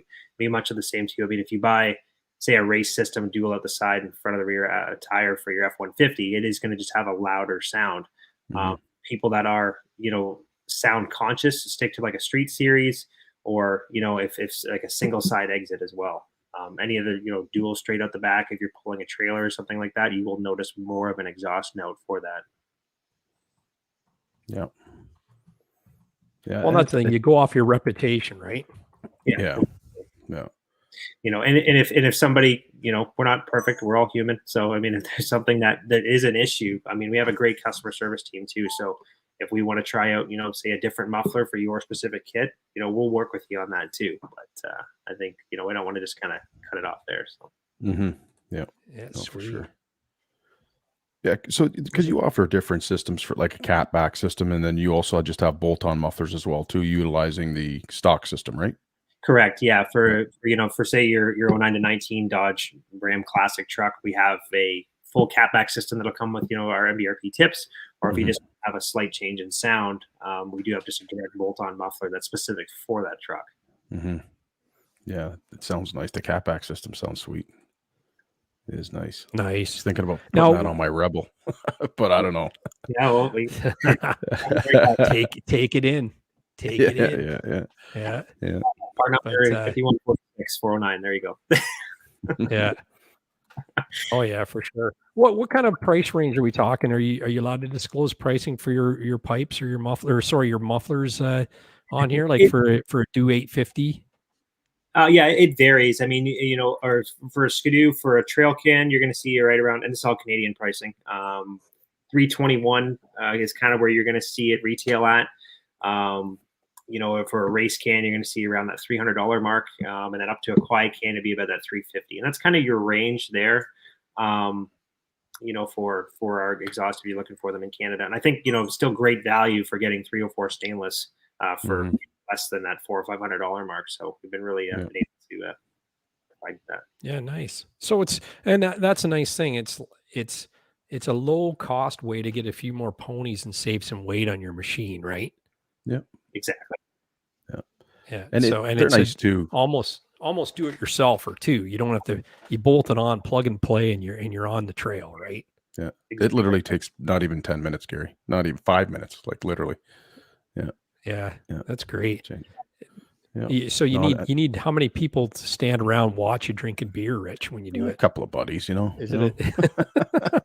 And then you start it up a couple of times and rev it up, and the after fact, once you get the smoke in the garage and stuff like that, just make sure you close the door between the house and the garage. That's right. Like smell a two-stroke, right? Yeah, for sure. Dominic Cataldo says he loves MBRP, won't go with anyone else. Can't wait to put a trail can on his 2022 BCXR S850. Nice. Yeah, that's right. So order it now, Dominic. Yeah, we're up for sure. Yeah. Is there any fear of? I know we talked a little bit about the shortages earlier, but is there any fear of running out or being short supply, or do you have a lot? Do you have enough that you foresee to get you through the season? It's tough to say. I mean, we've been very lucky with the demand that we've seen over the past. I think it's all of us in this industry have been very lucky to see how big sales have been over the past year, coming on 2 now. My advice would be that if you have something for your sled and that's kind of where you're on the fence, better not to kind of beat around the bush. I think if you can get it and it's available, purchase it. Probably the best advice I can get. Yeah, almost like first come, first serve. Yeah, exactly. Yeah. And some of the products move a little bit more. Like I know I ordered Mike's 3 weeks ago. It's still not here, but they said it would be around November sometime. So right. And that model was particularly back ordered for that MBRP, so they must have quite a few sales for that right now. It's the one in the living room there, is it not? You're just hiding it from them. It's the one in your living room there. Yeah. You get it filled with popcorn or something eaten out of it when you're watching the movies. Yeah. That's good. That's very good. That's great. And how do you sell? Would you say Canada is a bigger segment than US or USA? Big for you? Like, are you better known in one area over the other? Well, in Canada, we're very well known. But when I was brand manager for Powersports and I covered Canada and the US, I was very surprised to see actually, how big we were down there, but also the opportunity in the US market too. I always used to think as a snowmobiler that, you go south of the border, it's summer. But I mean, there's huge. The sledding market down there is huge. Yeah. My goal is to eventually go up into the UP and ride. That would be amazing. But that would be nice, right? So I just want to get down to Tug Hill. Everybody's trying to pull me down there, so we'll see. We'll see what happens, right? Yeah, we're gonna do a trip down there. Yeah, Ride with that'll those be guys. fun. Still waiting for the mayor to give me a call. He or she. I'll put in a good word. Don't worry. Yeah, do that. So Now, Jared, have you ridden out west at all yet?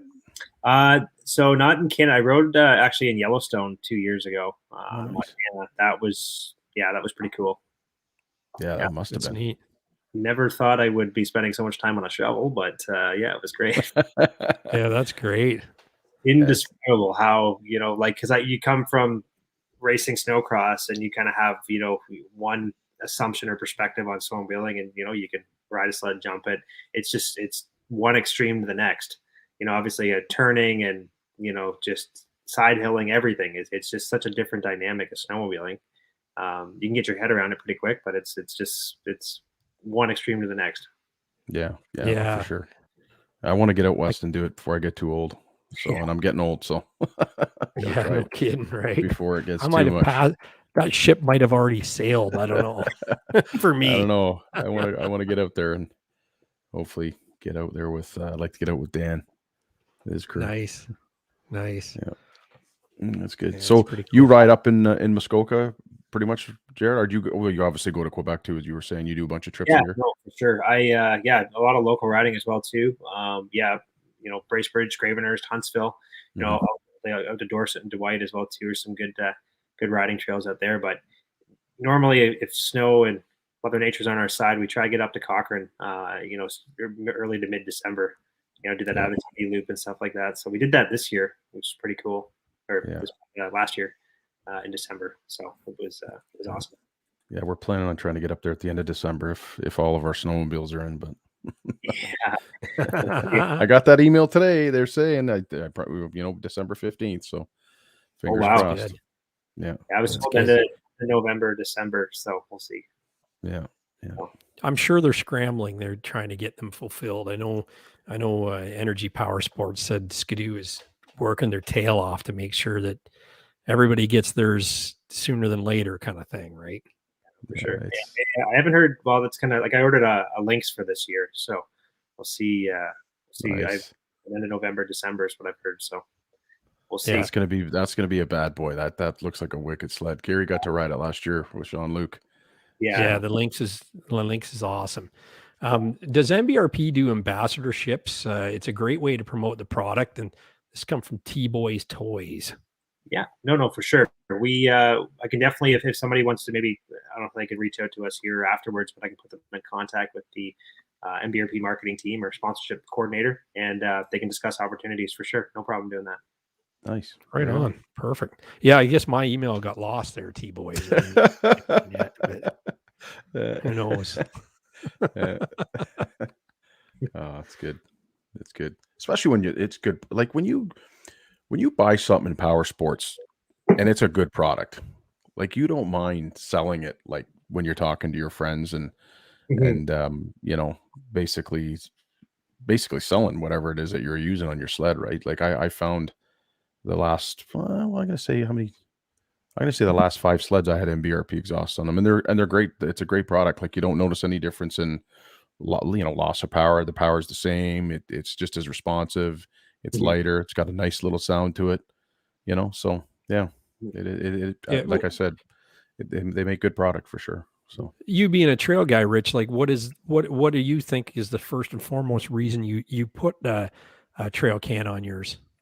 Well, originally when I first started doing it was the weight savings, right? But I mean, I know a lot of people said you could lose 5, 6, 7, 10 pounds. Are you really noticing it? You're not racing. So, but it was more for me personally. It was more the access in the area, like for doing if you want to change your oil, your chain case, like it's so much easier. You don't have to take the exhaust off where you'd have to take off the suitcase, right, for the stock motor. So, but again, I have to say this, for the love of the sport and all that, and that's why I'm running the quiet exhaust system, and I have the last 2 times, right? So, yeah, but no, it's important to make sure that we don't lose any trails and whatnot. So, and I think for MBRP to come out and do something like that, it's pretty cool. So, and like you said, Gary, you heard it last year on my sled, and you can't. Sounds great.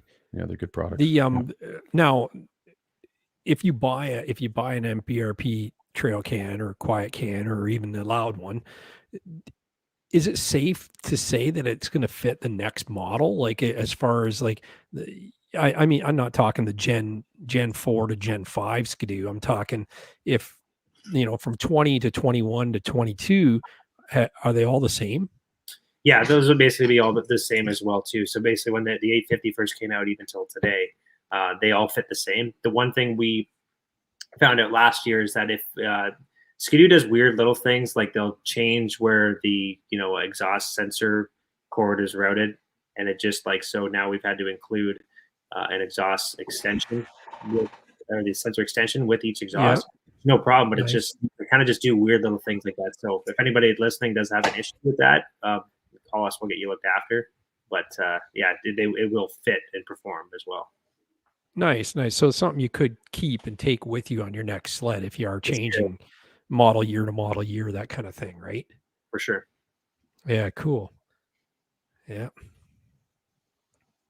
Yeah, and a lot of guys do that when they change sleds, right? You can bring them off and move them over. Corey Brock says Rich for MBRP ambassador. Nice. Yeah. I got my vote, Rich.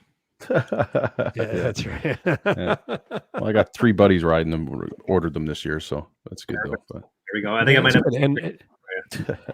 and different brands too. So that's a good cross. Yeah, Skidoo, Polaris too. Yep. So yeah, for sure. Yeah, no, that's good. But hey, now, Dominic just gave me a donation of $10 nice by Thanks, PayPal. buddy. Thank you so much, bud. That's great. Now, Jared, the garage, it's I know it's separate from MBRP, right? It's different. Do they do installations, or can you talk a little bit more about that? What the garage is exactly? The garage would basically be just like any other of our automotive dealers per se. But again, if you have installs, you could definitely do that, I think, at your local powersports shop. But the garage is all geared to automotive. So if you wanted an Mbrp exhaust in your truck, to them, or Action Car and Truck, or any kind of dealership to get an install put on. But as far as powersports installs, any powersports dealer would be able to do that. But I think they're lots of fun to do it yourself. I think though, as you mentioned, it is pretty easy. So good excuse to be in the garage. So yeah, for sure. Yeah. And how long would it take to do like a catback system on your truck? If you because I know you guys send the whole kit system, right? I mean, it depends. You're going to need a proper lift and whatnot, right? Sometimes I've done it with axle stands on I had a 2020 GM like 1500. I did it with set of axle stands. The hardest part about it was getting the factory exhaust off in one piece. But it's super easy. Like if most often than not, like people will cut their factory exhaust, and then you just leave the kit on it when you trade your vehicle in, or keep it for the lifetime of the vehicle. But yeah, it is relatively easy. Like maybe 45 minutes is probably your average install time. Yeah. Right on. Good. Sometimes is asking, what's MBRP's offer for a quiet trail can on a 22 Thundercat? 22 Thundercat. So our trail can actually for that model is an oval design too. So it is a very, very quiet trail can too. So I would highly suggest that. You're going to basically find very similar dB levels to a quiet can just because of that oval design we've gone with. Oh, nice. Yeah. There you go, Greg. Yeah, he needs to get one in there. Oh yeah, he's got his TCAT come. Yeah. That's perfect. I can give him the part number even too if he wants it. Yeah. Nice. Yeah. If he's got a pen, it's 336 T408. Sweet. There you go. There he says perfect. Thank you. See that? Instant. Boom, Instant. There you go. Yeah. Yeah. Perfect. That is good. Excellent. Right on. Yeah. Rich put it in. That's great. The king of overboard. I love it. Yeah. He's ordered. Yeah. He's got his new shocks coming. Yeah. Yeah. That's awesome. I love it. I love to see that. Was it 336 T408 or 48? Jared, sorry. 408. Yeah, 408. There you go, Greg. 408. Yeah, don't order the 48. It's probably for Skidoo. Yeah. There you go. That's perfect. Yeah. Here, I got to play the sound effect for that super chat. Where did it go? I'm going to put it back up on screen here. Oh, there it is. Dominic Cataldo. Perfect. That was probably too quiet to hear, was it? Oh, well. I got to fix my soundboard. Technical problems. Yeah, that's great. Thank you so much. I appreciate that donation, man. That's awesome. Yeah, that's good, man. That's awesome. That's really good. That's a healthy laundry list. Hope everything goes well for you, he says to Greg. Yeah, he's got quite a bit of stuff coming for his sled this year, right? The shocks from John at Accelerated. Yeah, that's good. No, yeah, we'll have to get some more vendors on the show so we can spend more money. That's the key, that's it, eh? right? Yeah, it's brutal, man. Yeah, oh yeah, that's good. Yeah, right on. So I've got a place just near Port Sydney there, Jared. Like, how close are you to that? Are you Huntsville area? I'm Bracebridge, so I'm like 15 minutes south. You're about 10 minutes away from Mbrp. So if you're if you're there, I'll take you for a tour. Yeah. Oh, I'd love to. I'd love to see that. I'd love to see a sled being dynoed. I think that would be so cool. Sure. Yeah. So let's cue that up, because I'd love to. And my son Drew, he's an engineering student. He'd be all over this, man. He would totally. So we'll definitely, when we're up there, we'll make sure we queue up and get in there to check out the facility. We drive by it all the time, see it from the road, and you know, you always say we got to get in there. You know, we got to get in there and see it, and we see it on Snow Tracks TV all the time. And you guys seem like a bunch of great, good old boys from the area. So that's very cool. No, we should get out riding too. We love going that direction. And I was just talking to a guy last night about that, the 7-Ups. Do you know the 7-Ups? Exactly you're talking about? Yeah, just past Graves Road there. Yeah. So because I took some pictures in there last year of the moon at the very end of the trail, and he asked me where it was, and I said it's that roller coaster section, and he said, "Oh, the 7-Ups." He goes, "It's the only place where you can actually almost die on a sled." Well, there's been a few crashes there. Like there's the one where the kind of the trail goes into a bit of a Y, and you kind of come up and over. Like the sled, even if you're doing the speed limit, the sled still gets super light, and then it drops. So was that heading into Bracebridge going south? Yeah, on that one trail. Yeah, I used to ride that trail all the time when I was on Skeleton Lake. Yeah, that's crazy. We were there on a weekday. It was like an odd time of day. We hadn't seen a soul on the trail all day, so we went through it, and then we turned around and went back, and we just gave her. And I got the comms on, so it was like a snowcross experiment. It was pretty wild. Oh, you get some air off those hills. They're pretty pretty steep, eh? Oh yeah, for sure. And I was talking to the guy last night, says it caught him off guard the first time he rode. And I said, the one that really caught me off guard was coming back from Burke's Falls on the gas line. It's kind of the same thing, but you're going along and you're up high, and everything's going along fine, and you're doing 49 kilometers an hour. And all of a sudden the trail just drops out from you. Like it's a cliff, and I went flying off this thing. And when I landed, the handlebars, the riser just went whoosh. It just folded down. I hauled it. I jammed the brakes when I hit the air, right? And I landed it I landed it nice, but I hit it hard, and my wrists were sore. And it's like, oh yeah, it takes a lot of force to rip a riser down. So yeah, that's right. Yeah, that could be because I didn't tighten it tight enough, but. It actually pushed it down, so I just cranked it back up and kept riding. But it was funny. And my buddy Mike, who rides that area all the time, he was laughing. He goes, Drew's out front and I was second, and he goes, I knew you. I just want to see what you guys would do over that. And going, yeah, well, thanks for the warning, man. I think I shit my pants. That's too funny. They got to put that on the map. Like, that's what Ride Command needs is the contour line, so you can see how steep that drop is. Quick elevation change or something. Yeah. But I guess if you are doing 50 kilometers an hour, it probably wouldn't have been a problem. But when you're doing 80 miles an hour, it's a little different story, right? So, yeah.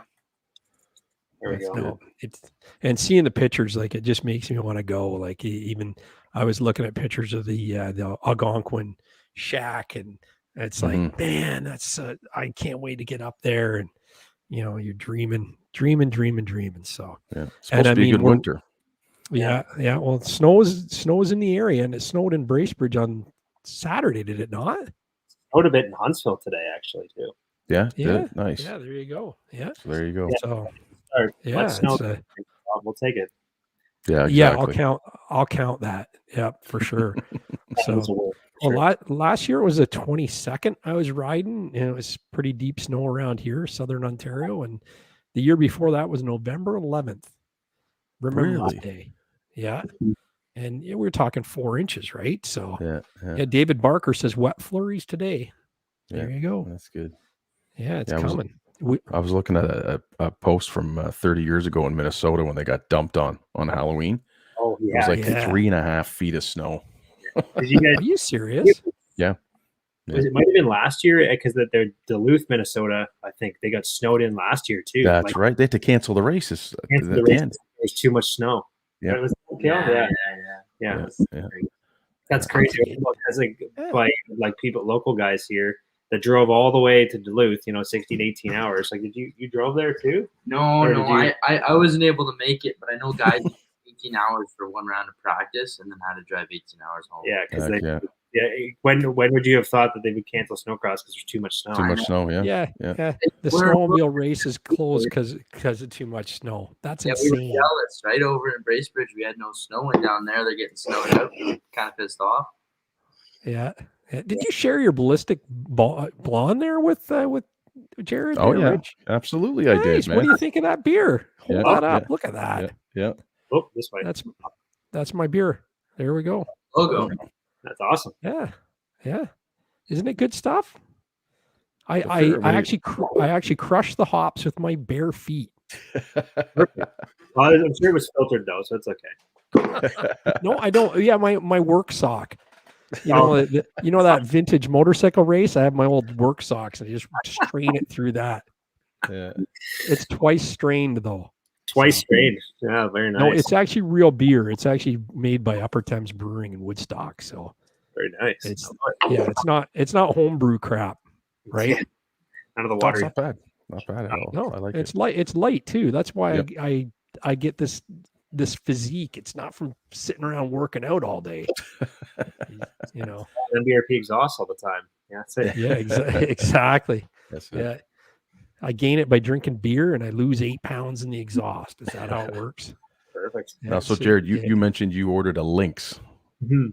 So You did? You look.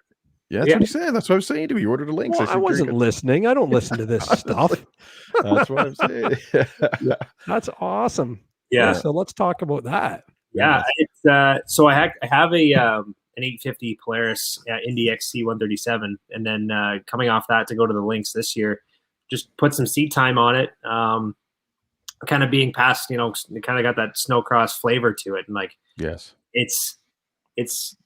It is like everybody kind of thinks it's like an 850, Skidoo, really, but it's to me it's a night and day different sled. That rear skid is endless. Like we could take it through 2 and 3 foot whoops and hold it to the bar, and kind of go over it. Wheelies on command. It's just how the weight transitions into the rear skid, and you come out of a corner and can easily pick the skis up. Like it's just a totally different ride. I almost can't describe it.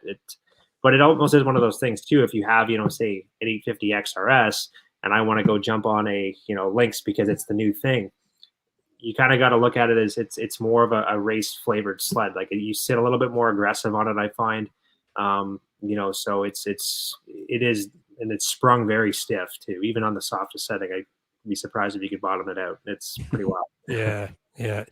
No, it's a fun sled to ride. I just don't, it kind of scares me to think of some of the people that may have bought that sled that aren't prepared for it. Yeah, I mean, it's not for everybody. You rode it, right? You rode it, right? I put on I put on a couple 100K on one. Nice. Oh, so you got that some would be good seat fun. time on it. Yeah, so Yeah, I didn't want to pull the trigger on something like that. Just kind of roll the dice because it is like I said, it's totally different than an 850, new XRS. I think too. So it's not for everyone. Yeah. But the fun thing you're going to love about it is the uncoupled suspension, Jared. Like that's why I loved my Assault. Like they're wheelie demons, but they're awesome. Yeah, no, it's amazing. So it does. I would say it probably takes a little bit more effort to ride than my Polaris too, because I don't. So, but I mean, I don't know. I love it. Like I can't wait. So yeah, right on. Yeah, no. That's Do good. you have a date when it's going to land, or? They said like late November, early December. So hopefully that's in time. And I'm hoping with a gauge, but we'll see. Being in manufacturing, I guess there's hiccups, so it's no big deal, especially now. Well, it's the old gauge on it though, so it's not like it's. Yeah, which I'm not I kind of like. I think that with the Skidoo control, I mean, I think it probably takes some time to get some used to, but I like the older style gauge personally. Easier to read. Yeah.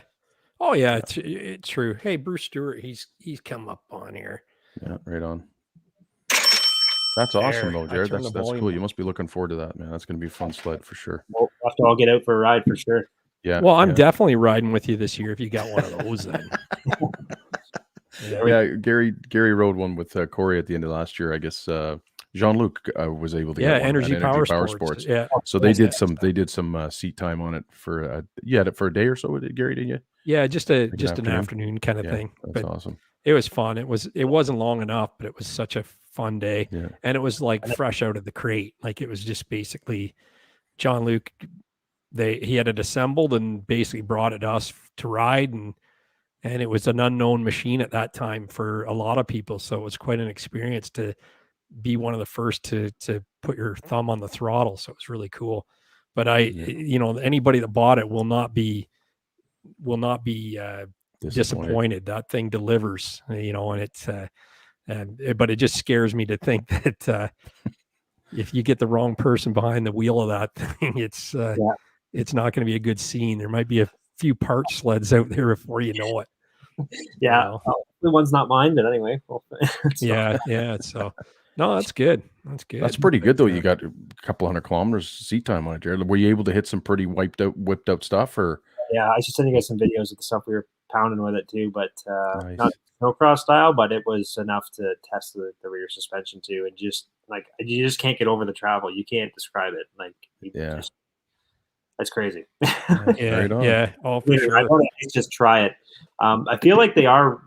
I could be wrong, but I feel like they are like geared a little lower than the normal 850 Skidoos as well, because I think you can kind of get like a 98 out of them, like mile an hour versus a 98 101 kind of in that area, because they feel super snappy off right off the start. So that makes me kind of think that. I could be wrong, but yeah. Well, we did put it up against the XRS 850, and if you could get traction on either one of them, they're dead the same.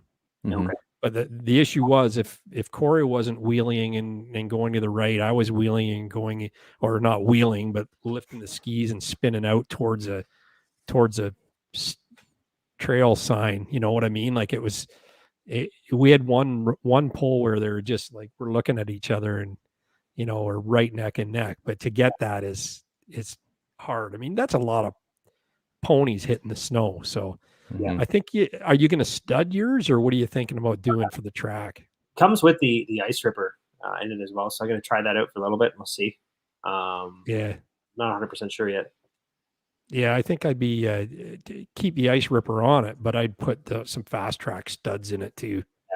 Yeah, that's true. Seriously, it's it definitely would deliver if you did that for sure.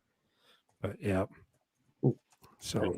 Oh yeah, I can't wait to hear your first reaction. It'd be neat to have it for a weekend or a week and just see what you could make that sled do by tinkering. Like we had Adam from Backyard Rec there, and he tweaked the front suspension on it to get some of the roll out of it in the corners, and it made a big difference. But there's a lot more you can do with it, right? Yeah, I think the adjustment is bar none, like awesome. But just being with those KWBs on it, so cool to kind of mess around with it for sure. Yeah. Are you like that? Well, I guess coming from a racing background, you probably are, right? Yeah, nothing really stays stock or how it comes to you. Yeah. And is it something where you're tweaking every ride depending on conditions, or are you more of a set it and forget it kind of guy? Probably somewhere in between, I think. As the season goes on, I'll ride it for a little bit, and then I'll kind of try and make a bit of changes or something too. But I don't play with it too much because I think you kind of get lost. You don't really have a baseline from there. It's just kind of all over the place. So yeah, that's true, right? That'll be a fun sled regardless. Even in Quebec or up in Cochrane, you'll have a blast with that. It'll be great. Yeah, no, I can't wait. Yeah. Well, that's awesome. And I'll get to ride it in the 7-Ups. That's the best part. No worries. That's it. Let's switch, Jared. Let's switch sleds, bud. Yeah, Rich will sit at the one end of the trail, and you can sit at the other end to close it off, and let's see where we can go. Perfect. Crazy. Yeah, make her happen. Crazy. We'll get a waivers printed up for you. That's right. That's it. Eh? Yeah. Oh, for sure. Well, that'd be neat to see to put a really loud can on a link too, and really make her growl as well. Yeah, on the lake, of course, but yeah, not on trails. Yeah, on the lake. No, yeah. It's an off-trail site. Any thoughts on doing a silent choice type thing like boats have? Well, we've got it's funny you mentioned that, because as I mentioned earlier, we are kind of getting more as we fill out our ATV side by side line. We're starting to kind of come back and get into the active systems for those applications too. So we'll see. If that's something that come in time, but I mean, I definitely feel like there's a market for that. Mm-hmm. Yeah, that's a good question. For sure. I like it with boats. I think it's pretty cool. So that's where it would really come in handy, because you could turn it off if you're around, like in southwestern Ontario, you're around farms and things like that. But if you get out on a lake or something, you could open it up and really let the thing sing, right? Yeah. That's why I loved I loved my Mbrp on my SRX 700. Oh, it was nothing better. Oh, buddy. Oh, I'll never forget, because I ended up getting Martin my sled to test for him to start making it for the SRX. This was back in 2000. And he sent it back and he gave it to me. He goes, okay, this is the prototype. And I was like, oh, he's like, bring it back, because I've made a couple of changes. I said, no, I don't want to give it back to you. It sounds so good. That's awesome. Yeah, no, they sounded amazing on his old B&B Eliminators way back on the triples. Amazing. Oh, cool. Amazing sound. That's cool. One exhaust out of a van. It's come a long way. Yeah. Crazy. Yeah. No. Did you say out of a van? Yeah, I think when B&B Eliminator is what it was first called before we really the Mbrp. Yeah. Yeah, I was dealing with Martin. That was when he was up. Him and his dad were up in his shop up in Berks Falls. Yeah, that's sweet. When he first started out. Yeah, it was great, man. Great. I met him and Ginger at a grass drags out near London. Yeah. This is back in Gully. This was back in '97. Yeah. The Holly Gully drags, those ones. Is that what it was? Yeah, it was. Yeah, those were, and they had the pond with the watercross thing on it. And, yes. Yeah. Martin and Ginger were out there. They had their night wicked truck and trailer, and they were selling the B&B Eliminators. It was awesome. That's when they first started out. It was good. Awesome. They were cool. I probably ran into you there, and we didn't even know. Yeah, probably. Yeah, because my brother and I used to go to those shows all the time. Yeah, it's too fun. The watercross was awesome, because that's before now watercross is like a real deal, right? And they had one sled called Jaws, which was an old RV 340 with the big scoop on the front to keep the water from going in. Yeah. And that guy he'd ride it around the pond like a jet ski, right? Yeah. Oh my God. Yeah. Crazy. That's funny. I don't know where the time goes. Well, that just seems like yesterday, and that was like 25 years ago. It's crazy. Yeah, when you say 2000, it doesn't seem that long, like that old ago, right? Yeah, that was nuts, crazy. Pretty cool. But yeah, those sound though, that the B&B Eliminator with triple pipes. Like I said, that's the national anthem of snowmobiling. When you open that up on the lake, it just screams. It's awesome. That's cool. Yeah. Jared's gonna that's on the lake. Go back to work and ask him. I go back to work and ask him about that. So good fun. Listen, so what's the Mbrp YouTube channel? Is it easy to find? Is it Mbrp or? Yeah, basically just search Mbrp or Mbrp Performance Exhaust. It'll come up, and you'll see the channel there. For sure. And are you on Instagram as well, or any other socials? Yeah. Find us on Instagram at Mbrp Exhaust as well too. So yeah, you see all the latest product releases. Actually, just came out with the Bronco the other day too. So lots of good stuff. That'd be neat. That's a chameleon truck, like I had really high hopes for it, and then the very first ones I've seen on the road were like these little grocery getters, and it's like, and then you see some with the fender flares and the lift kits, and I go, okay, well that's what I was expecting, and then it's like, is that the same body? Like, well, I think it looks way bigger. Bigfoot or Sasquatch edition. I can't remember what it's called. It's Bigfoot or Sasquatch. It's the one that it gives you the all off-road stuff, and it looks totally different from the basic one. It looks like twice the size of vehicle. Yeah, they came up with the Bronco Sport, and that was kind of like an entry level, and then they go to the regular Bronco, and then, but I think it's called like Badlands or something. Is the, Okay, yeah, like the Badlands package. Yeah, maybe. Yeah. the Wild Track, and I think one other one above that, but yeah. So they like you can get up to like factory 35-inch tires, and the wild looking fender flares and stuff like that too. So, but yeah, the sports were released pretty much very early on, and then obviously ran into supply chain issues, I think, and the demand. So Yeah. Crazy. No, that's funny. It's because the first ones, it was like that's one of one of those little Jeep Renegade things. It's tiny. I'm like passing it in my Dodge Ram, going like, that's the Bronco that everybody was making big stink about. Then now I see them with the lift and everything, and it looks the fender flares, and like Rich says, it's a different vehicle, man. Like it's night and day difference, right? So, but that's cool. And then your website, what's the URL on it? Just mbrp.com. Nice. And can you order right on there as well? You can. And like I said, it's probably best to check with your local dealer as well too. Because we have all retail pricing on the website too. So I would check with your local dealer. Look up your part number, and then ask preferred shop to source it, because we're distributed all over Canada and US as well too. So any local dealer will be able to find us. You can also go on to our dealer locator, like plug in your postal code, and find us that way too at a local shop. That's handy, really handy. Yeah. Did you have anything else to add there, guys? No, I think we pretty much covered everything. Eh? Yeah, that's cool. Well, thank you so much for your time today, Jared. That was awesome. Thanks for dragging Kale out as well. No problem. And let's get awesome. Big Trav on here. Let's get Big Trav on here in the limelight. Oh yeah, Big Trav would love to be on here. Was jealous of Andy there, but yeah, we're big things are coming, and we definitely have to do another podcast soon. Yeah, for sure. Well, you're gonna get me Turcotte, or Yeah, I'll get you some connections down there for sure. You gotta get me some big hitters, Yes, man. So you can't expect Rich and I to do this every week, without a little helping hand from a racing buddies. I gotta get a sticker, man. I gotta slap that on the sled. Full sponsor. I know. Yeah. I know. You tell me what size, and we'll get it on there. Sounds good, man. Yeah. And you're not old enough to drink yet, though, are you? No, God. No, big Trav would like a ballistic blonde, though. Sure. I think A Big Barmy Trav- blonde. Yeah. One or For sure. 6.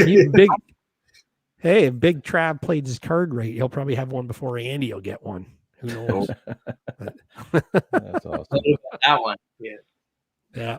No, I got to make sure Andy gets his first. So, but no, that's cool. Well, thank you so much, guys. I'm going to roll the credits here, and thank you, thanks, Jared. everybody in Thanks, the guys. chat. Thanks so much. Thanks for the super chats and donations tonight. Greatly appreciated. And we got another good show for you guys next week, so stay tuned. If you haven't hit that like button, also hit subscribe. Check out Rich Outdoors too. Make sure you subscribe to him, and check out energypowersports.com. And don't forget to go to fasttrack.co and get that free toolkit. You got to put it in your cart and use the passcode SNOW, the coupon code SNOW, and that toolkit is absolutely free.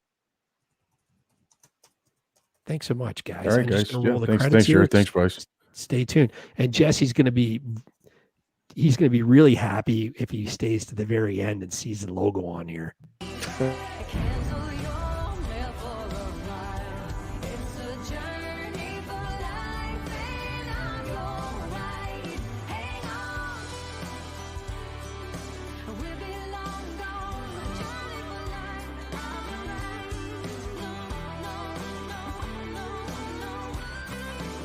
It's a journey.